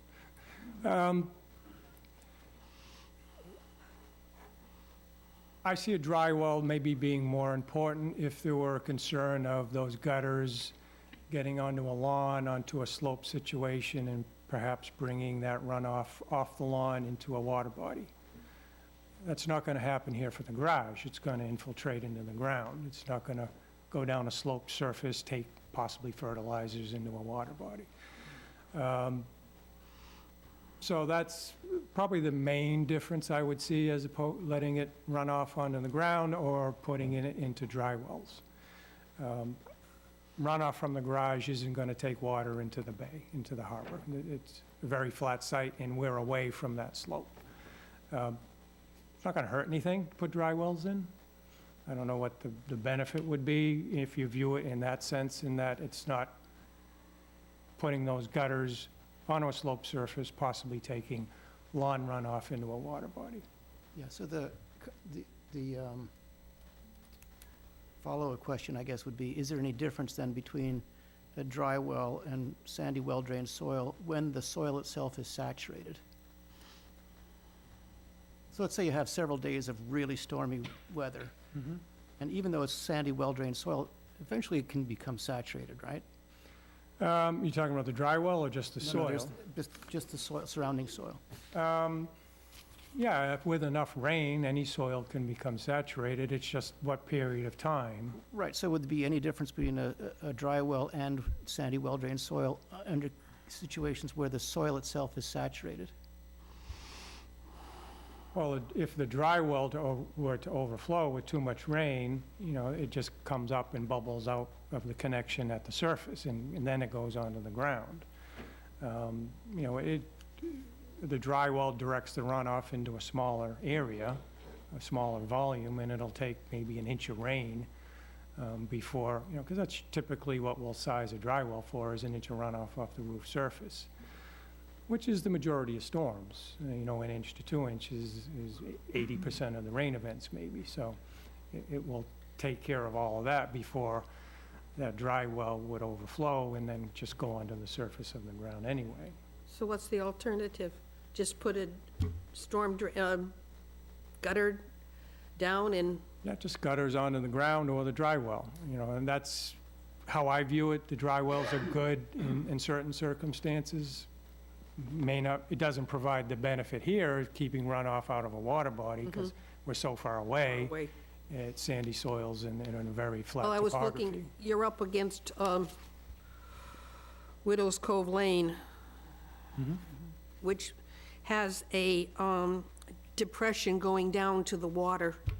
So there is a land body next to Widow Cove Lane that could be affected by the runoff of this. Yeah, well, as I said, we have no objection to Okay. putting the dry well in. It's easily accomplished for the small garage, so that's Okay. not a problem. I'm just Thank you. trying. Madam Chair, that brought one more thing Yep. to mind for me. So we're talking a few times, you mentioned the water's gonna run in, it's gonna run into the water eventually. What about the fertilizer used on the grass? And I'm thinking nitrogen going into the water. Do we have jurisdiction on that? What fertilizer goes on the grass? I mean, it's a beautiful, huge area there. If we had an order of, if we had a notice of intent with an order of conditions. We could do that. We could do that, but we Okay. do not have a At this point. notice of intent here, so. Okay. But we have always asked everybody use a slow nitrogen-reducing fertilizer along the water's edge. And I'm sure this property has a maintenance company, and all the maintenance companies these days are using the best products. Yeah, and they've come before us for a lot of work in this area. Okay. Okay. Anybody online or in the audience who would like to talk on this project? I'm seeing none. Oh, yes, please come forward and identify yourself. I'm Blaze Cioli, I'm the builder. So just a... Wait, Blaze, Cioli, spell it. S-C-I-O-L-I. Yes, and your comments, please. So, just a simple point of clarification. The area that we're gonna disturb is approximately 10,000 square feet. The paved patio area around the swimming pool totals about 2,300 square feet of paving, and the pool is about 800 square feet of impervious concrete pool. So, when you look at the numbers, yeah, we're gonna be in an area that size, but when we're finished and put it all back together, it's significantly less paved area. That's all. Okay, thank you. Anybody else?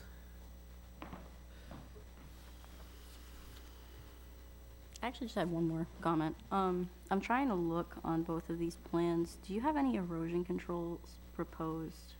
Yeah, it's, well,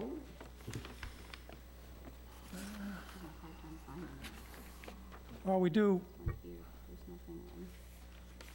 we don't show it on the septic design plan because that wasn't it, but, yeah, there will be erosion control put in along that patio edge. I was just wondering, 'cause I didn't see anything on this one.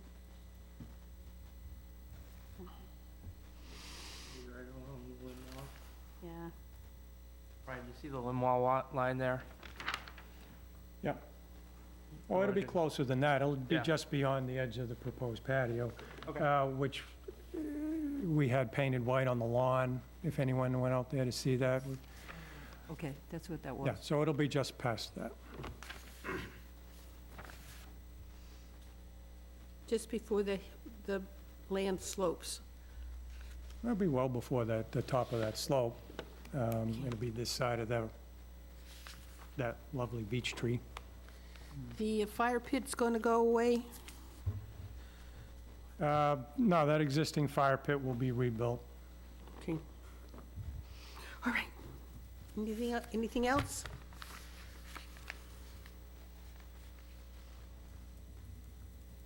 Done? A motion to close the hearing? Second. I have a motion and a second to close the hearing. All in favor? Aye. Opposed, abstained. We're 700. The hearing is closed. Christine, your recommendation. -3, -6, with the erosion controls to be put in, the pool to be drained by the outside company and not in the lawn, dry wells installed to collect any excess runoff On the garage. on the garage. So moved? That's the motion. I heard a second. All in favor? Aye. Opposed, abstained? You got it. Thank you. See, Christine, for your paperwork. Thank you.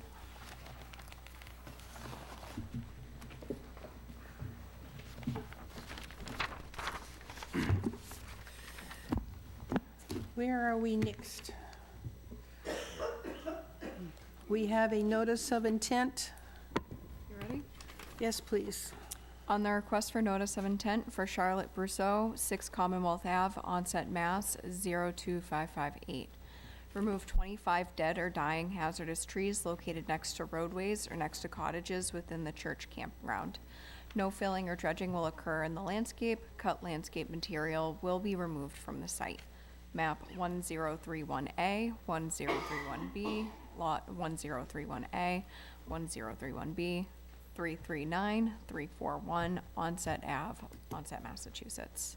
I motion to open the hearing. I have a motion Second. and a second. All in favor? Aye. Opposed, abstains. The hearing is open. Is there anybody here representing this project?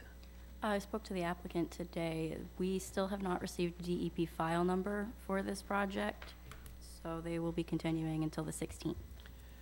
All right, and they tried to do a very good job of identifying the trees. There are little ribbons around it, or a little ribbon attached to it, because they probably ran out of ribbon because they needed so much around so many trees, and they're just all over the place, so it's awful hard to pinpoint one versus another, but you get an idea where they are on the particular map they provided. So they wanted to continue until 4/16. So moved? Second? I have a motion and a second. All in favor? Aye. Opposed, abstained. They're continued until 4/16. Next one, please. On the request for notice of intent for Leslie Angus, 35 Pine Tree Drive, Wareham, Massachusetts. The project consists of the installation of 4-foot wide wood stairs within an existing footpath from the top of a coastal bank to a coastal beach.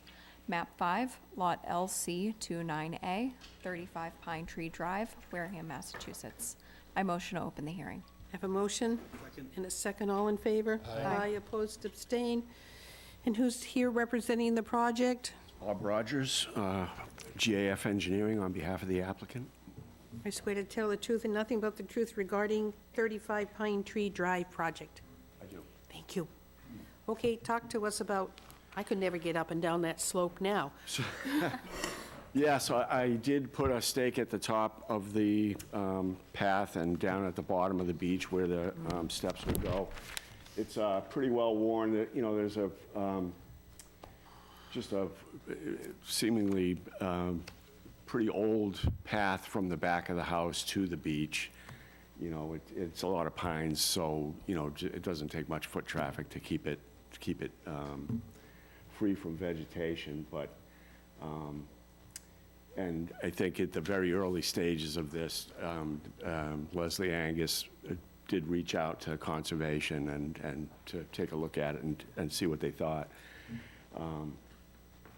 And if you did go out there and you did manage to get down on the beach, you'll see little piles of rocks where, so, I mean, it is a family situation where they've enjoyed the water here for quite some time.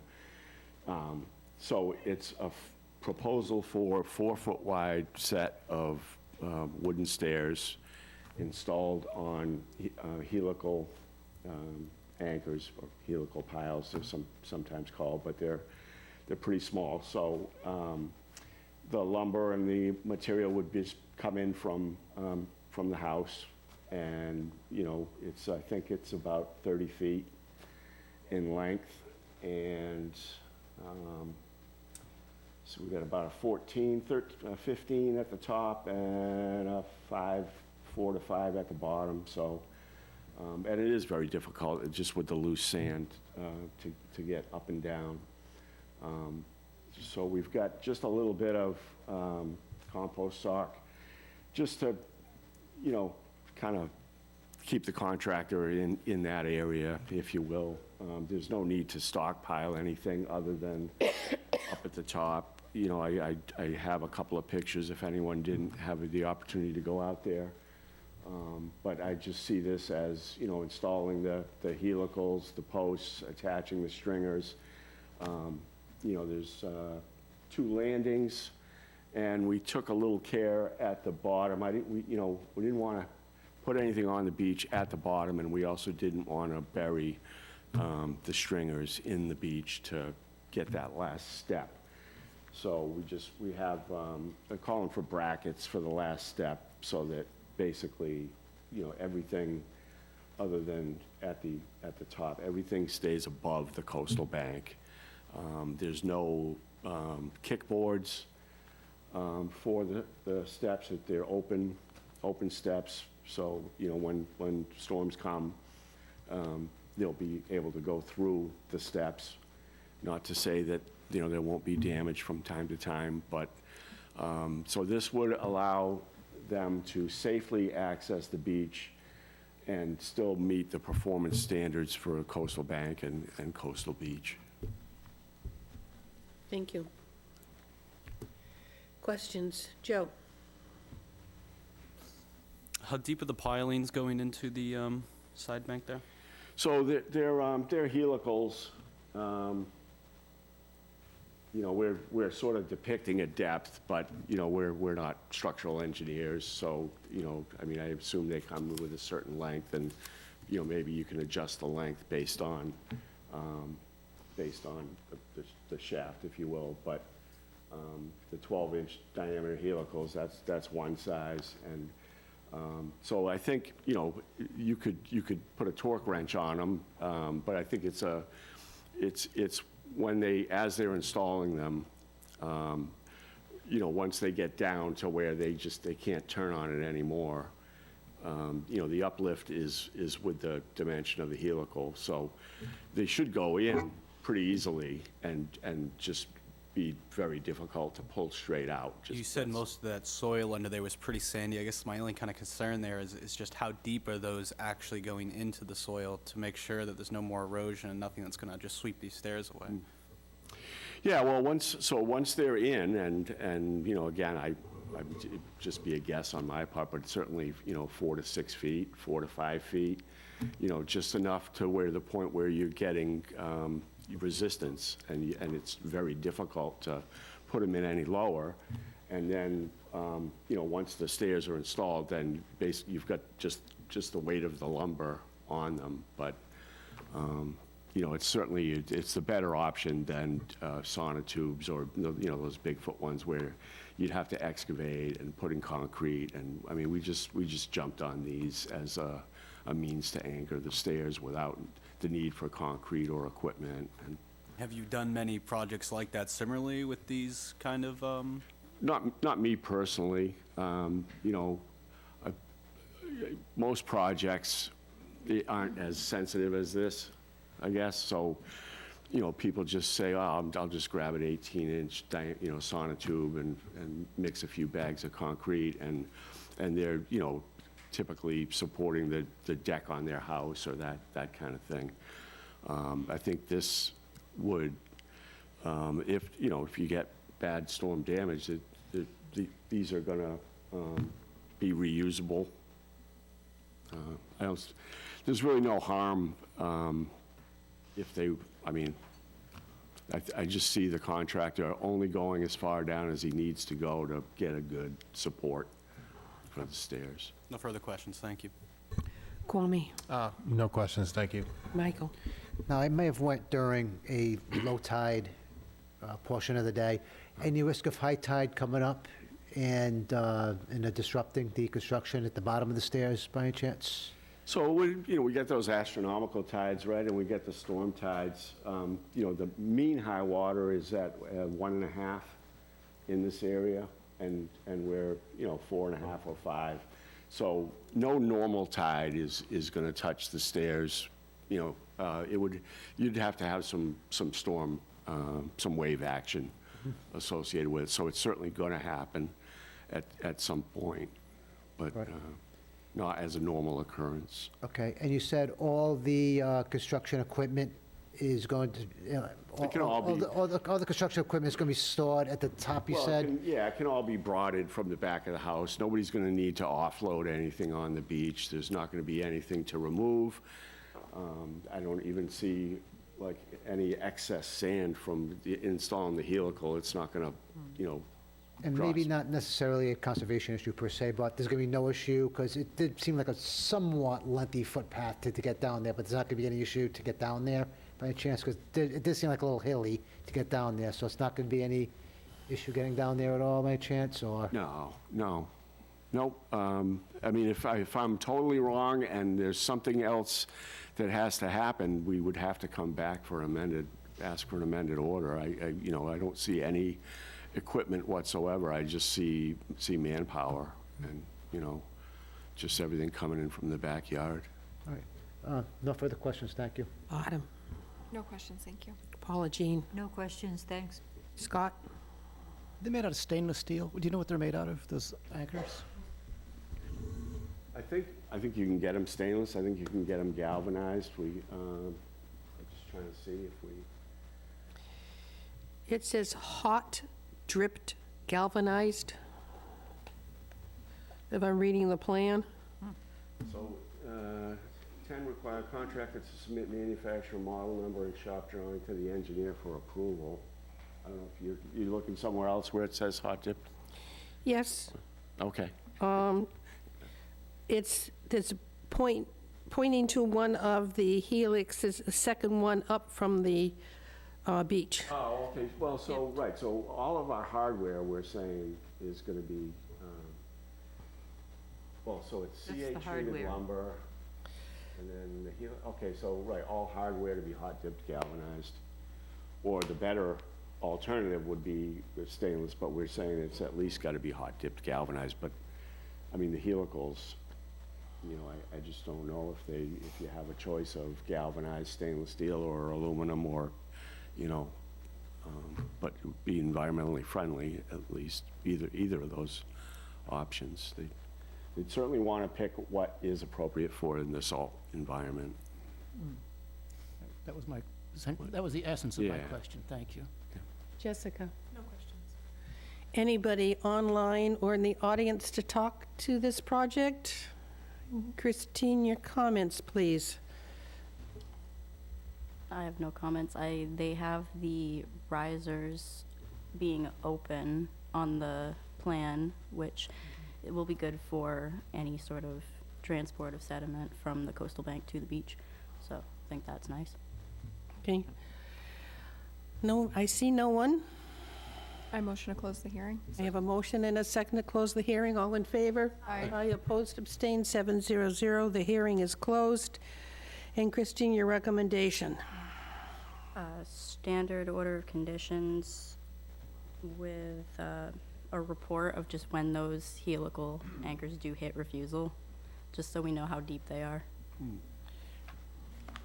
So moved. Second. I have a motion and a second. All in favor? Aye. Opposed, abstained, completed. You're approved. Thank you very much. Thanks so much. Have a good evening. That was quite a hike. I wish I wore hiking shoes as opposed to my Crocs. They kept walking and walking. Yeah. Beautiful place, though. Yeah, I could never make it down the slope. All right, we have a notice of intent for 28 Nelson Street.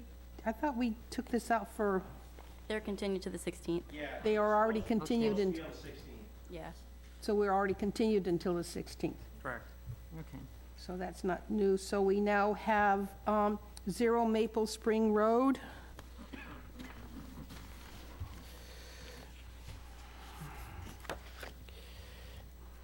Anybody? We no longer have a hearing. We've closed the hearing, so we're here to discuss the, what we're going to do with the project. Okay.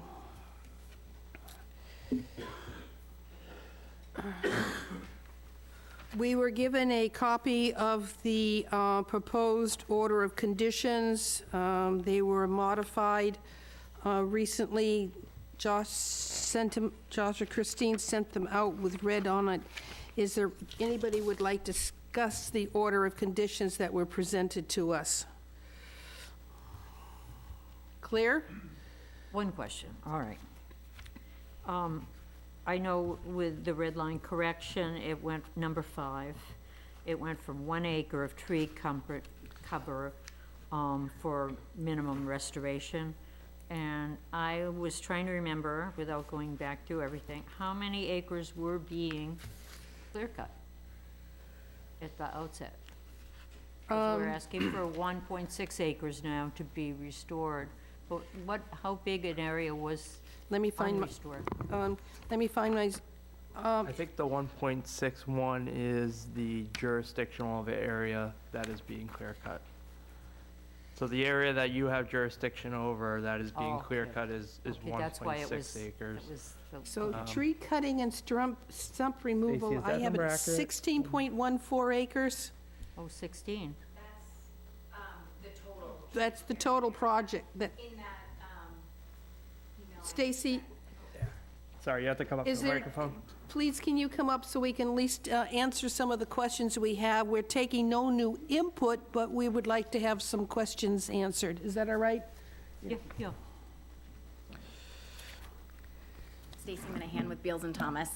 Thank you. Josh, I don't know if I have it handy, but it was in that email that I had sent you, if you have access to your emails. That sounds about right. I'm just not sure if it's the exact. Okay. It's definitely 1 point something. Okay. 'Cause Yeah, that was a question I had about the original draft. Yeah. Special order of conditions. It was, in the original draft, we saw it was 1 acre, and I suggested that we bring it back to whatever is in our jurisdictional Yes. area. Yeah. Not a big deal, but Yep. Yeah. I think So that, I'm going to, there's a note from Stacy dated March 22nd Of the 436-acre subject property, only 16.5 acres of tree clearing is necessary to accommodate the project. Of this, only 1.92 acres of clearing occurs within the 100-foot buffer zone, based on this note from Stacy. That's correct. Okay. So to continue with that question, so Josh, I guess to Josh, so could that be 1.92 then? Yeah, this Instead order of- of conditions is up for discussion of the commission Okay. right now, so Very good. I if mean, that's a change you would like to see, then this is the appropriate time to talk about Basically, it.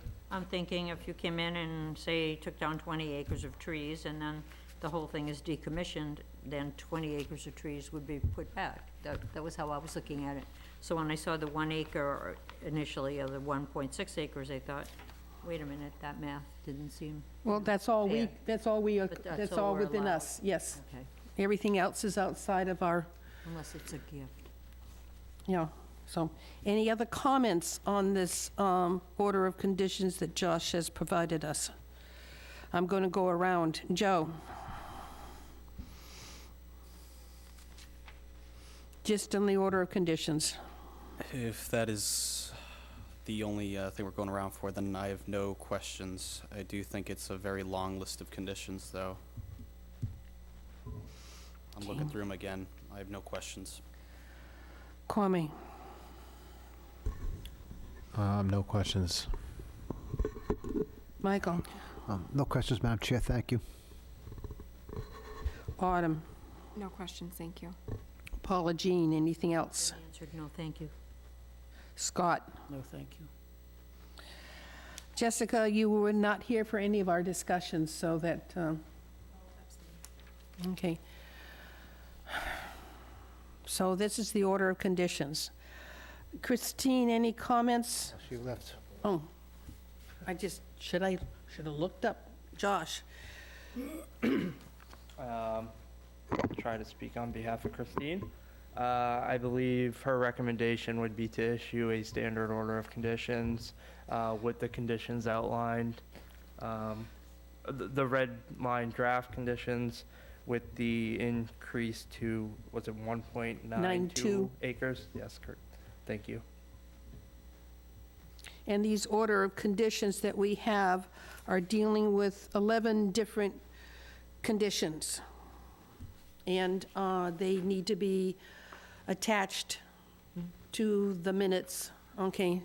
So that the recommendation from Conservation Agent is that we do a standard order of conditions with these 11 items put down as our conditions. So, anybody want to do a motion to, So moved? I have a motion.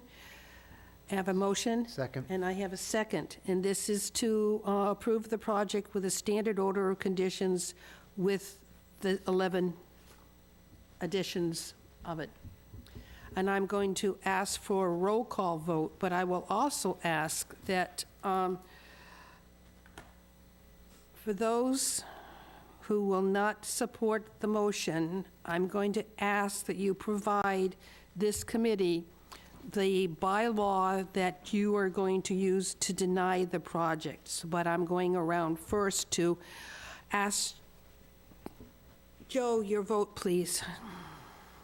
My position on this is very strong, though I can't get personal biases in this, so I wish to abstain from this.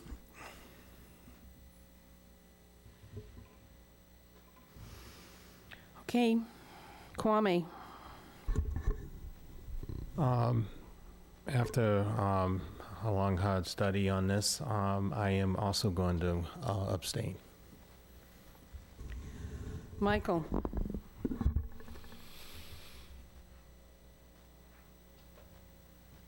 I think just like Joe, I got personal hard feelings towards it, but at the same time, I'm also going to abstain from the, from my vote. Thank you, Madam Chair. My vote is yes. Autumn. Abstain. Okay, Paula Jean. My heart and my brain are having a struggle. I think I will abstain. Jessica? I'm abstaining because I wasn't here for any of these. It failed. Yeah. So then I would request that someone make a motion for denial. I have a motion to deny the project, and I'm going, oh, Sorry to cut you off. yeah, and I have a second for it. I'm going to ask for those that, your denial, what bylaw are you stating for your denial? Keep in mind, we have to defend this denial, and it has to go to court, and we have to give our attorney a reason for denial other than If we all would abstain again in this motion, then what? If we all to abstain after this motion made, what happens then? So a failure to approve, or a failure to move forward with the denial, again, would be a failure to reach a decision which would result in a denial. So then I withdraw my motion? Unless if anyone else would like to make the motion, this is up to the committee. Does anybody want to make a motion to deny the project? Point of order. A motion can only be withdrawn with the consent of the seconder. Who seconded his? I don't think we got a second on, on Joe's motion. So then it would die for lack of a second. Die for lack of a second. Thank you very much for clarifying that, yes. Oh, my pleasure. So we have no decision on this. We have 1 yes and 6 abstains. So for all intents and purpose, it's denied, which means I have no idea how council is going to support this denial in court. Because, yes, thank you. Christine, Josh, give us some guidance here. We will have to issue a order of conditions, that's a denial, for failure to reach a majority vote for approval. And it would be in your standard order of conditions that would be attached to the denial, hearing that there was no reasons given. No reason given, and we did not, because of the way it's denied, we cannot place these 11 conditions on the project. There's no project to place There's no- conditions on. So we have absolutely nothing. Yep. So I expect us to go to, I expect it to be appealed? I'm just thinking out loud, Madam Chair.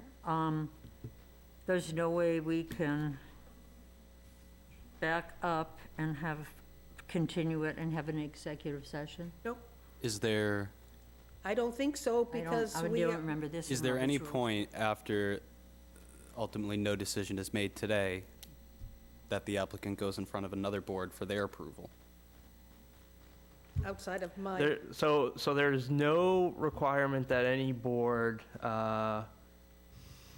there's no requirement that precludes them from going in front of any board at the same time as you.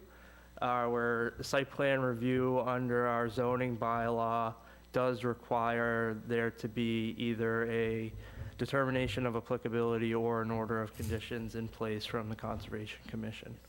So a failure for this commission to come to a decision prevents site plan review from being approved by the planning or zoning board, without our approval, planning board cannot move forward.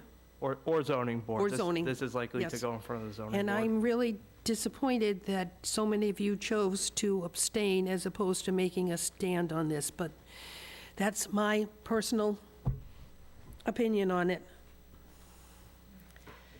So we're done. There's nothing more to be said. Josh will put out a denial letter, and we'll see what happens. I just would like to have been able to condition the project, but not going to happen. All right, the next hearing we have is no action. Vote 106. Next one is 46 Winship Ave. Who's here for this project?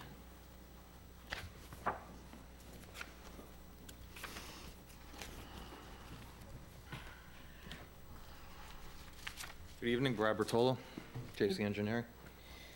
Brad, please stand. I swear to tell the truth and nothing but the truth regarding 46 Winship Ave. Thank you. Have a seat and talk to us about this project.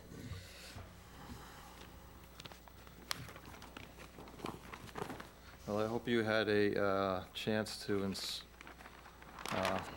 take a look at the property.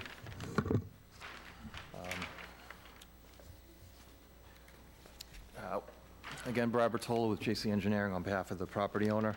We prepared this notice of intent to make some revisions or repairs to an existing fixed pier and existing stone retaining wall that's along the edge of the coastal beach. The existing pier has been in existence for probably over 100 years, shown on a old recorded plan back when this lot was, originally subdivided to create the lots on along this street here. If you were able to see at the property, there was an existing stone support pier. It's basically stone and mortar. It looks like it had a veneer of concrete at one time. It's starting to fail. And as opposed to reconstructing that support pier into the similar fashion as it was originally constructed, we're going to propose to remove that pier and put in timber pile bent in that location. This will involve work from a barge. There's really no access from the upland side of the property. So a barge would be situated in the vicinity of that pier during high tide events so that they have adequate depth of water to anchor the barge. The pier itself is prefabricated aluminum, basically gangways, so they're going to remove those first two sections, the one from land out to the first support pier and then the second one. So they'll remove and either keep them on the barge or move them to an off-site facility while they remove the existing stone pier, which use a machine on the barge. They'll pick apart the existing structure. Looks like there's some rebar in it. It's a number of stones. We're proposing to remove all that existing stones and debris associated with that, get down to basically beach level and just kind of turn it back to natural, and then install two piles and construct a bent to support that aluminum pier. We didn't stake anything out because it happened to be in the exact same spot as the failed pier, and that's pretty obvious if you made it out to the site. After the completion of the new bent, they'll replace the pier back on top and reattach it as it is today. In regards to the stone wall, that's just about probably the same age. There's a terraced stone and mortar wall along the edge of the beach. There's been some erosion underneath, and at this time, we're proposing to just kind of patch the repair to try to, lessen the damage and lessen the chance of failure at this time. Yeah, basically, we're just going to repack stones and mortar into the joints in the lowest section that's right against the beach area. We are proposing I believe we showed on plan here, an erosion control barrier along the beach, just kind of, it's not going to stop the tide from coming up against the wall of the work, but if they use a fast setting mortar, it should, during that low tide event, be able to at least harden up before the next high tide that would touch the wall. Yeah, so there's no expansion proposed. It's just a repair, two sections. We did continue last week because we didn't have any comments from DMF. We did receive a letter this week with a few conditions that we're happy to include. They mentioned that this area is adjacent to eelgrass beds, although the current mapping on the Mass DEP website shows that this area doesn't have any eelgrass since like 2017 or so. I did print out a document from their website.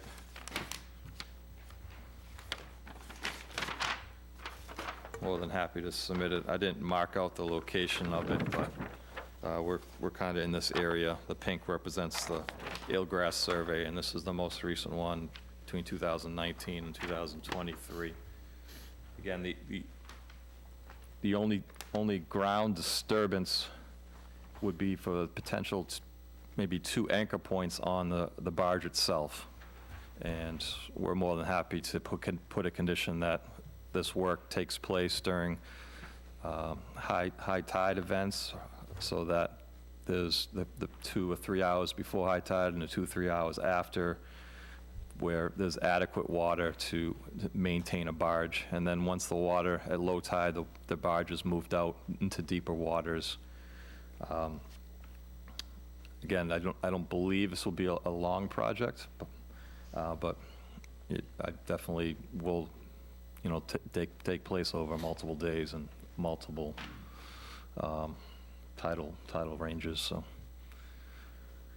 if you have any questions, I'd be more than happy to answer.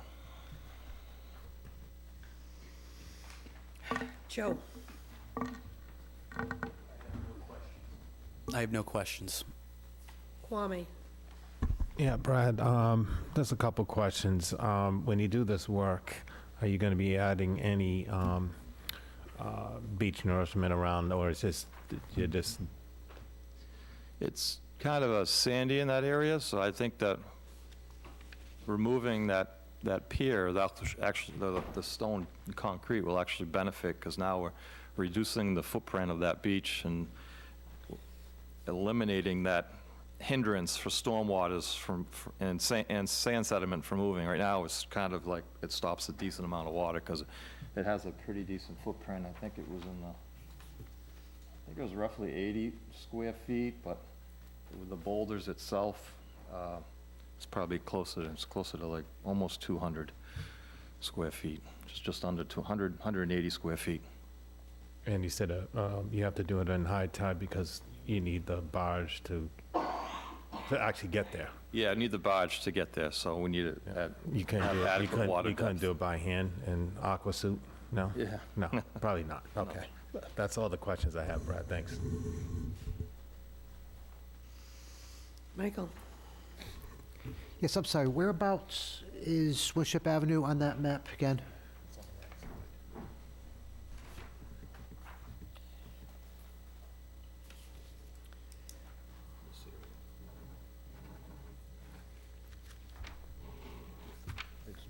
Okay. Neither pin worked. All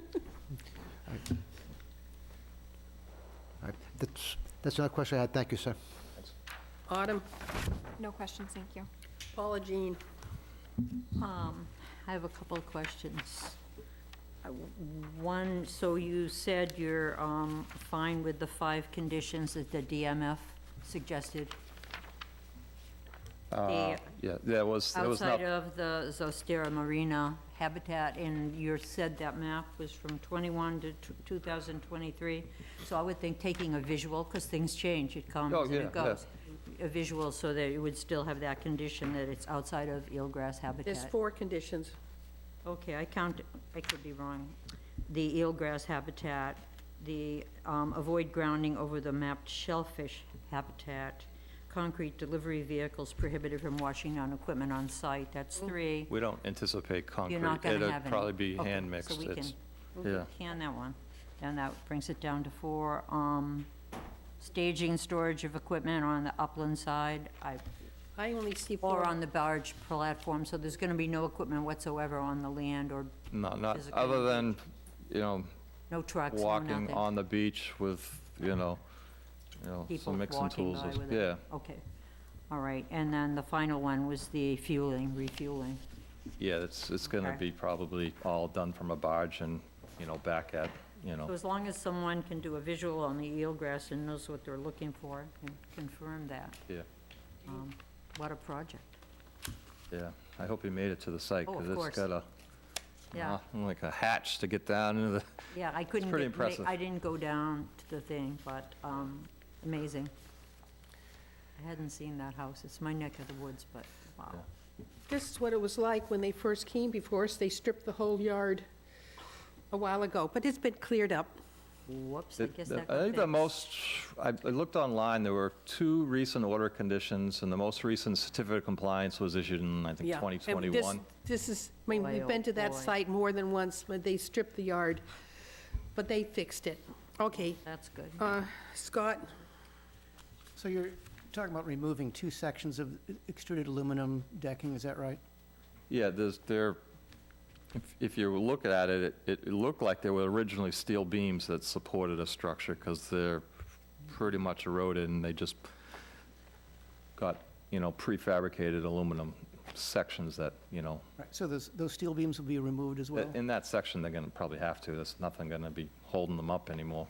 Will you need any low tide time at all to get down to the base of this thing?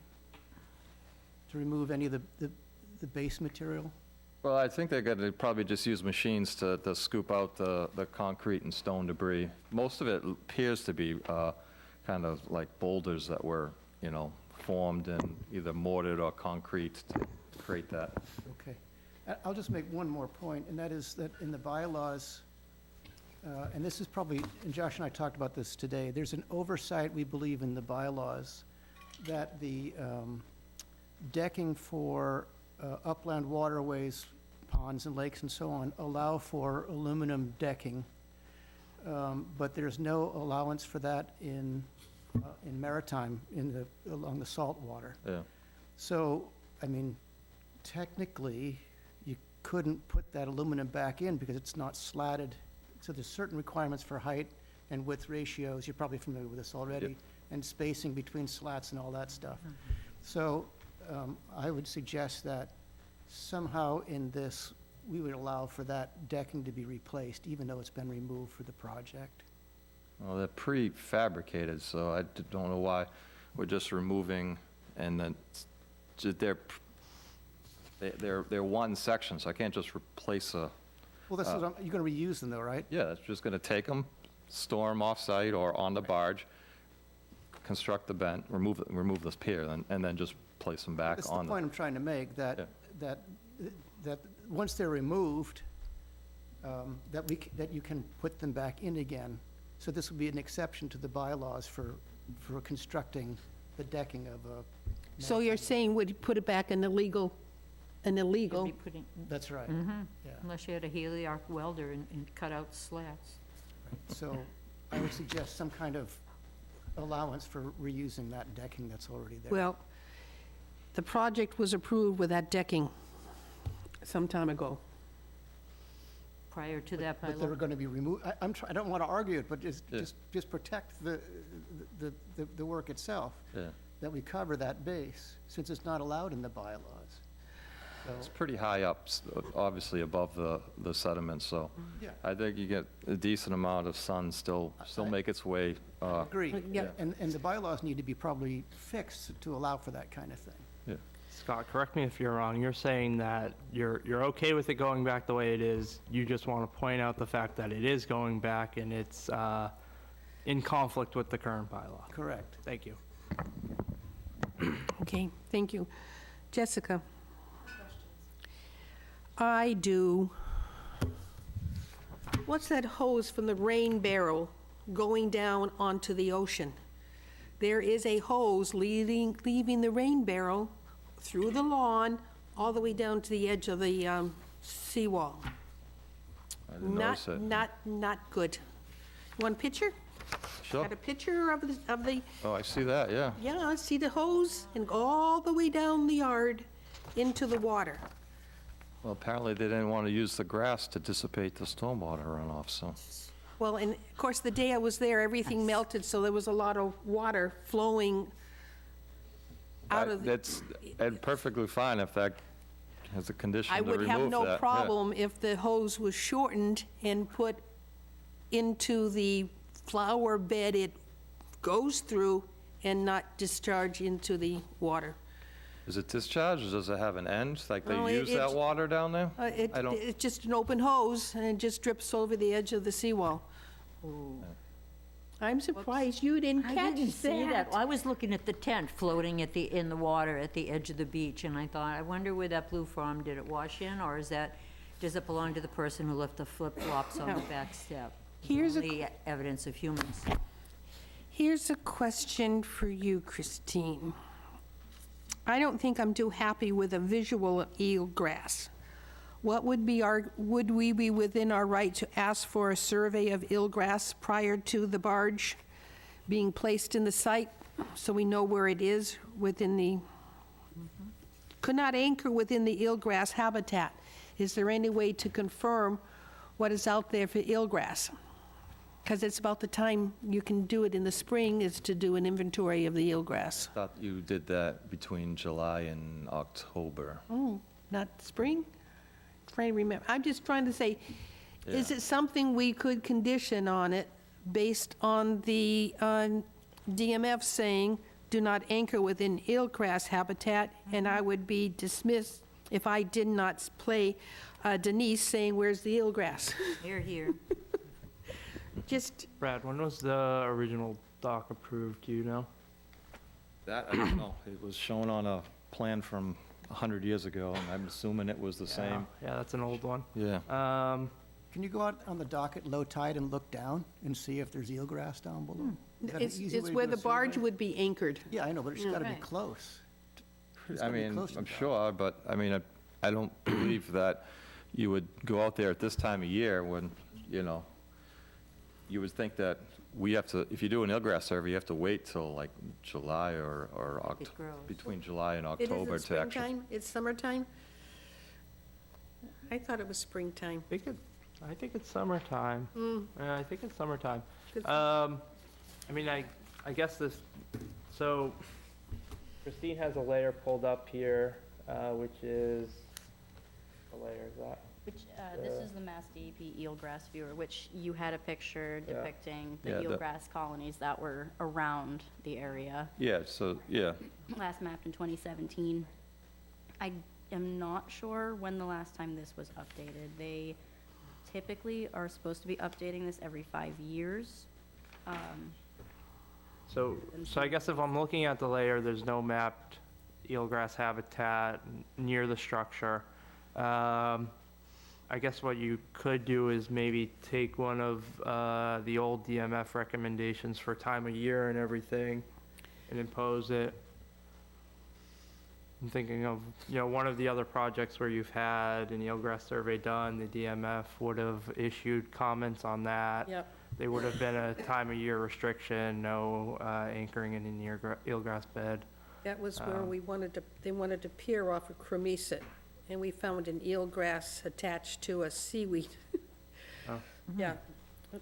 Oh, we also had, off of Shell Point? No. You've had a few of them. Yeah. Yeah. We delayed a project for a eelgrass survey off of Lydia Island? No. Lydia's Point. Yeah, Lydia Island Road, yeah. Scott brings up a good point. The barge is gonna have to be pretty close to the construction of the new installation. Christine or I could go out there and do a visual survey from the dock just to make sure there's nothing that's gonna be damaged in the process. And the removal of the existing stone will have to be done at high tide, so it will always be done with water all around it. correct, yes.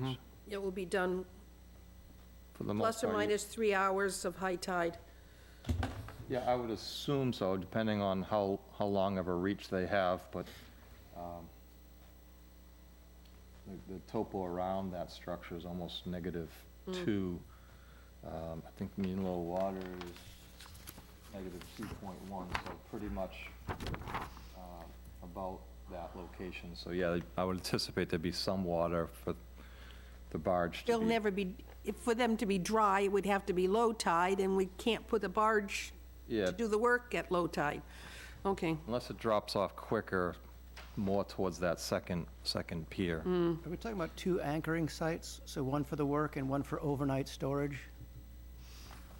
I haven't determined the scheduling, if it's going to be something that'll be pulled in, do the work, and then bring back, to a different site or wherever they store that This is a one-day. that barge. a one-day Or it's thing? something that they anchor out deeper, Or it goes off the pier, the end of the pier, or, yeah, which is Just- deep, If there's enough water. yeah, I'm sure, yeah. because the boats come in there. Yeah.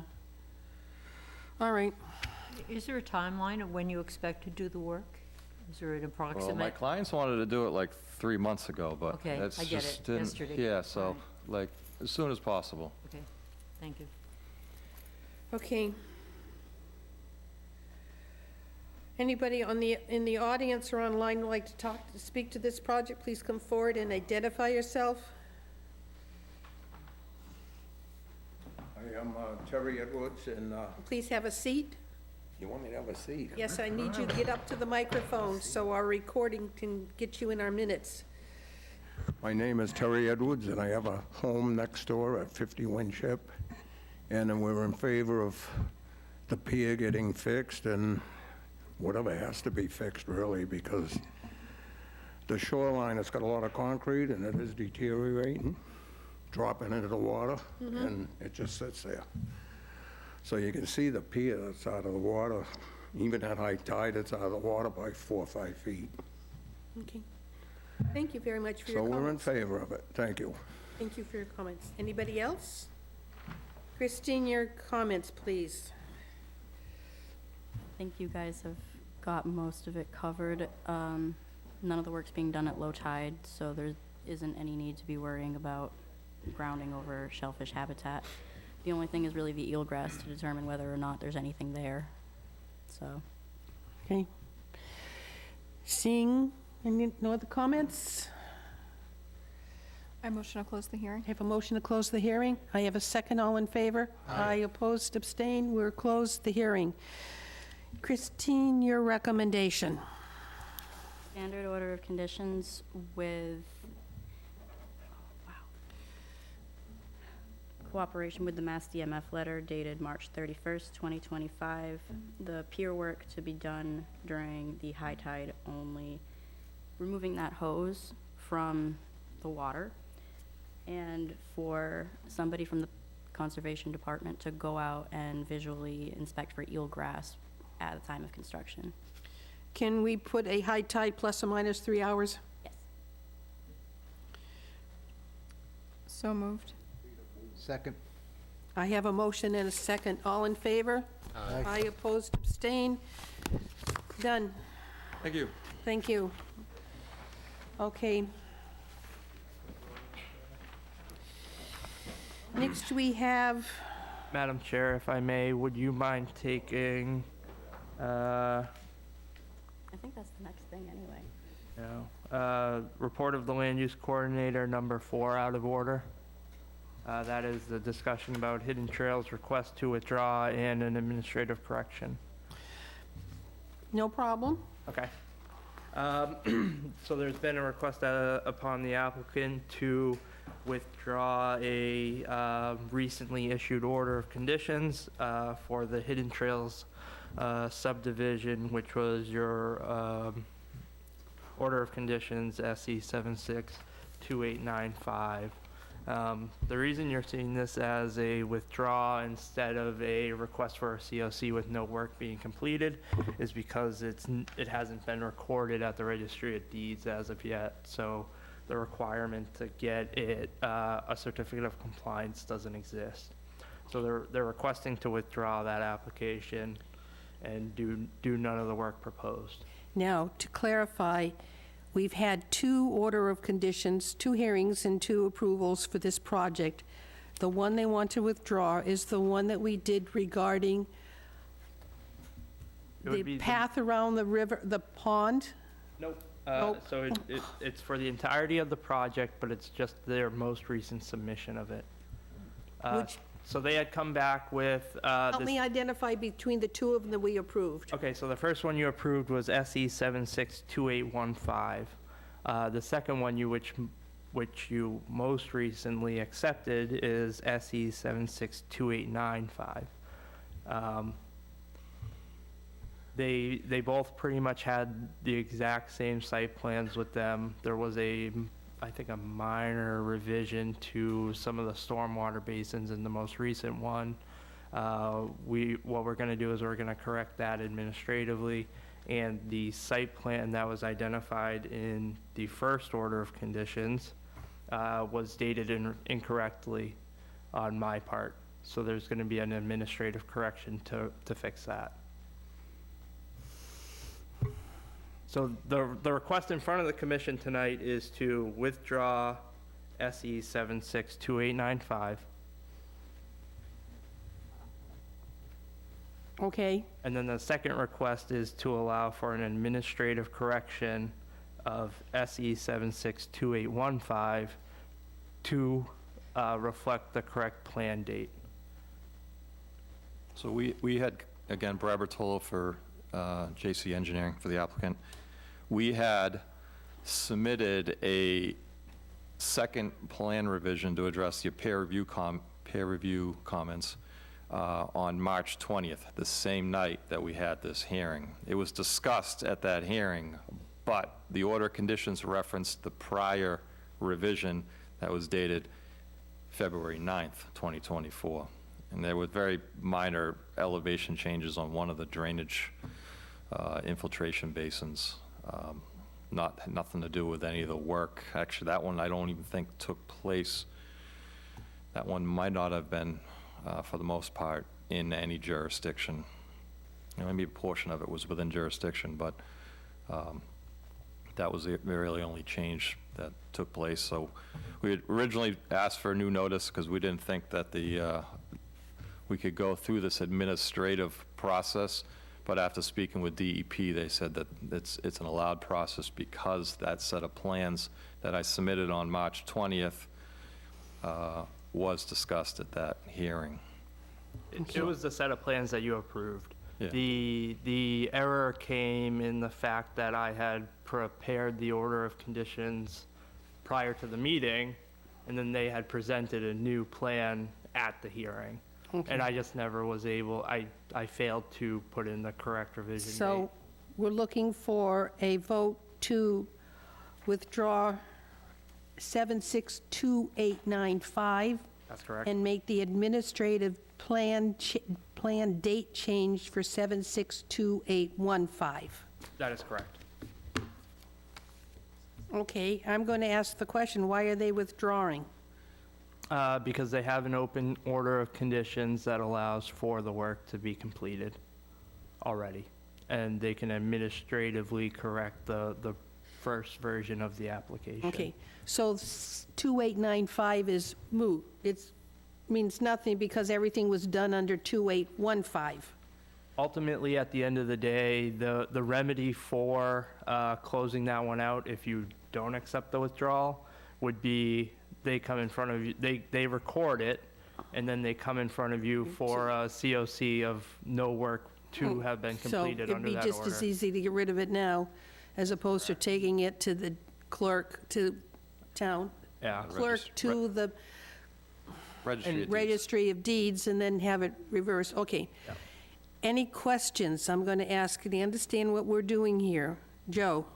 No questions. Kwame? No questions, thank you. Michael? No questions, thank you. Autumn? No questions, thank you. Paula Jean? Minor question, if we did not do it, does that mean the project would be held up for months, or No. what kind They, We already have permits in No, place, okay. yeah. no. all right? Thank you. Jessica? I have none. We'll take a motion to, Allow Scott to ask a question? no, I'm asking votes. Oh. Oh, I didn't think I was asking questions. I was asking whether, never mind. Scott? No questions, Madam Chair.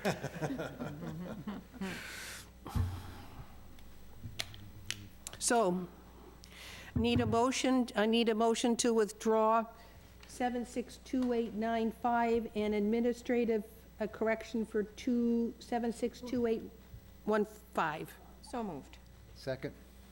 All in favor? Aye. Opposed, abstain? Done. Thank you. Thank you. I guess you can go home now. Back to the office. So we're up to report of the land use coordinator. Anything? Okay, so there were no administrative approvals. I would like to discuss the bylaw revision update.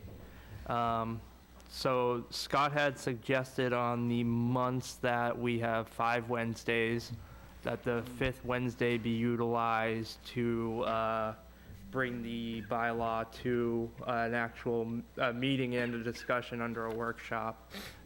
So I have identified April as having a 5th Wednesday and July as having a 5th Wednesday. What I would like to do is to set up a workshop or potentially a public hearing to discuss the bylaw at both of these hearings and hopefully come to a conclusion and enact the rules and regs prior to August. Okay. I don't think you need our vote to do that, do you? I don't think so. I guess we would need a consensus of the board of if they would want to hold a hearing on the 30th, or at least a majority consensus. I think maybe the best way to do that is let's start the process, get it advertised as a public hearing, and go that route, just so we're in a position to actually move on the rules and regs. And make sure we have a room available. Correct. Yep. So I think probably what will happen at the April 30th meeting is I will have, I'll say half of the rules and regs ready for review, and then we can use May, June to review those. I'll get the second half out before July 1st, and we can use that second hearing to wrap it out. Okay. Everybody good with that? Anybody object to? I'm not asking individually, I'm just looking for a shaking of heads, and we're fine and go, and, We need to get it done. yes. You and I are going to have a talk on the drive home. Yes, we are. I offered to give him a drive home, yeah. All right, now, we have minutes. I sent in some corrections for February 19th. Were they completed? Yes. I need a motion to approve the minutes of February 19th. So moved. Second. Have motion and a second, all in favor? Aye. Aye, opposed, abstained? Abstained? Abstain? Okay, 601. Minutes for March 19th, 2025, were the corrections made? Yes. I take a motion to accept the minutes of March 19th, 2025. So moved. Second. All in favor? Aye. Opposed, abstain? Abstain. 601. We were given copies of the executive session of July 17th, 2024. I found them to be complete. Now, I was confused that there was a stamp by the town clerk on August 15th. Were these submitted to the town clerk? They shouldn't be, right? I handed them to Josh at the Yeah, end of the they would have meeting. been submitted to the town clerk, but they would not have been released until okay. we were concluded with the No. litigation. Because this is still in litigation, It's no longer in litigation. we resolved this? The discussion of that executive session, I believe, was Faring Hill. Yes. Yep. It's no longer, I thought it was still in litigation, but not ours. Yeah, the Conservation Commission's litigation Okay. has concluded. So, we'll take a motion to approve and release the executive session of July 17th, 2024. So moved. Second. All in favor? Aye. Opposed, abstained? We're 700, so they can be released at, for the clerk's office to be posted. All right, now, I have some things, so bear with me while I pull my paperwork together. Okay, we have a, Jessica, your term is expiring at 6/25. Are you interested in staying on in conservation? I'm thinking about it right now. Okay, then I won't ask for a vote tonight, because I will eventually have to ask for a vote so that we can make a recommendation for reappointment. We have, Kwame, you're up for reappointment. Yes, ma'am. Will you be considering staying? Want me? I'm here. Yes. Okay, so Kwame has indicated his wish to stay on for conservation. I would like to take a motion to recommend his reappointment. So moved. Second. I have a motion and a second. All in favor? Aye. Opposed, abstain? Kwame, 700. So I will make that a letter to the Select Board indicating your request to be reappointed. I gave you instructions as to you had to submit an online request to be reappointed. You have to fill out a form. The last one I have is Scott, your term expires at the end of June. Will you be interested in staying on as an associate? Yes. I'd like to have a motion to make a recommendation to reappoint. Scott? Thank you. I'm so moved. As an associate member. Second. Is it again today? No ice cream for you. Yes, I have a motion and a second. All in favor? Aye. Opposed, abstained. I hope that car doesn't break down. So, and Jessica is thinking. Work in progress. And I think that we have one more discussion.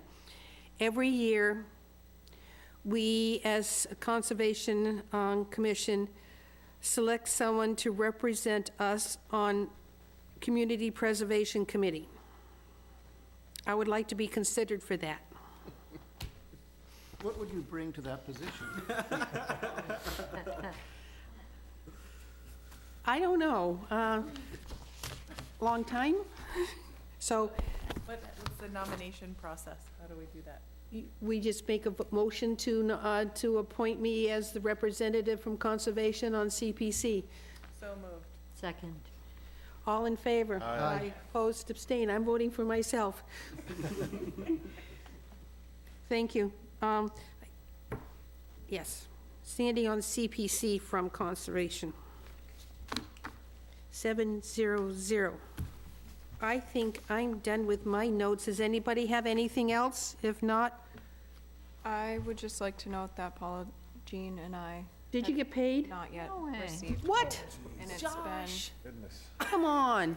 What is the issue? I don't know. I submitted it this time and I haven't heard that it's not being processed this time. Well, So I assume there is no issue. It's not up to 2 years yet, so we don't Oh, want to well, like. that's What the, good. what the F?